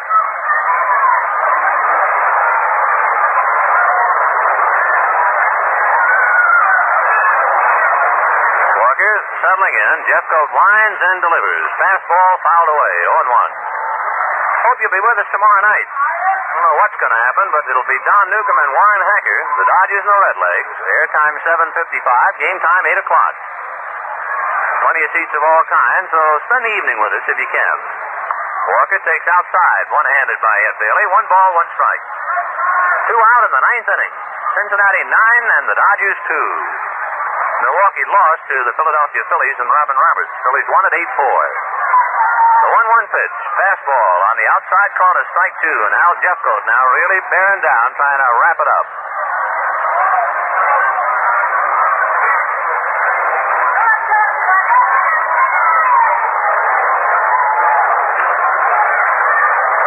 Jeffcoat ready, the 1-2 pitch to Walker. Another fastball cut on, a high fly ball into shallow right center. That should be it. Temple out, Bell over. Bell takes it for the out, and the Redlegs have won their 8th straight. All against Eastern teams. They knock off Brooklyn 9-2. Well, that's the ball game. We'll be back with the final recap in just a moment. But first, here's pretty Miss Dorothy Collins.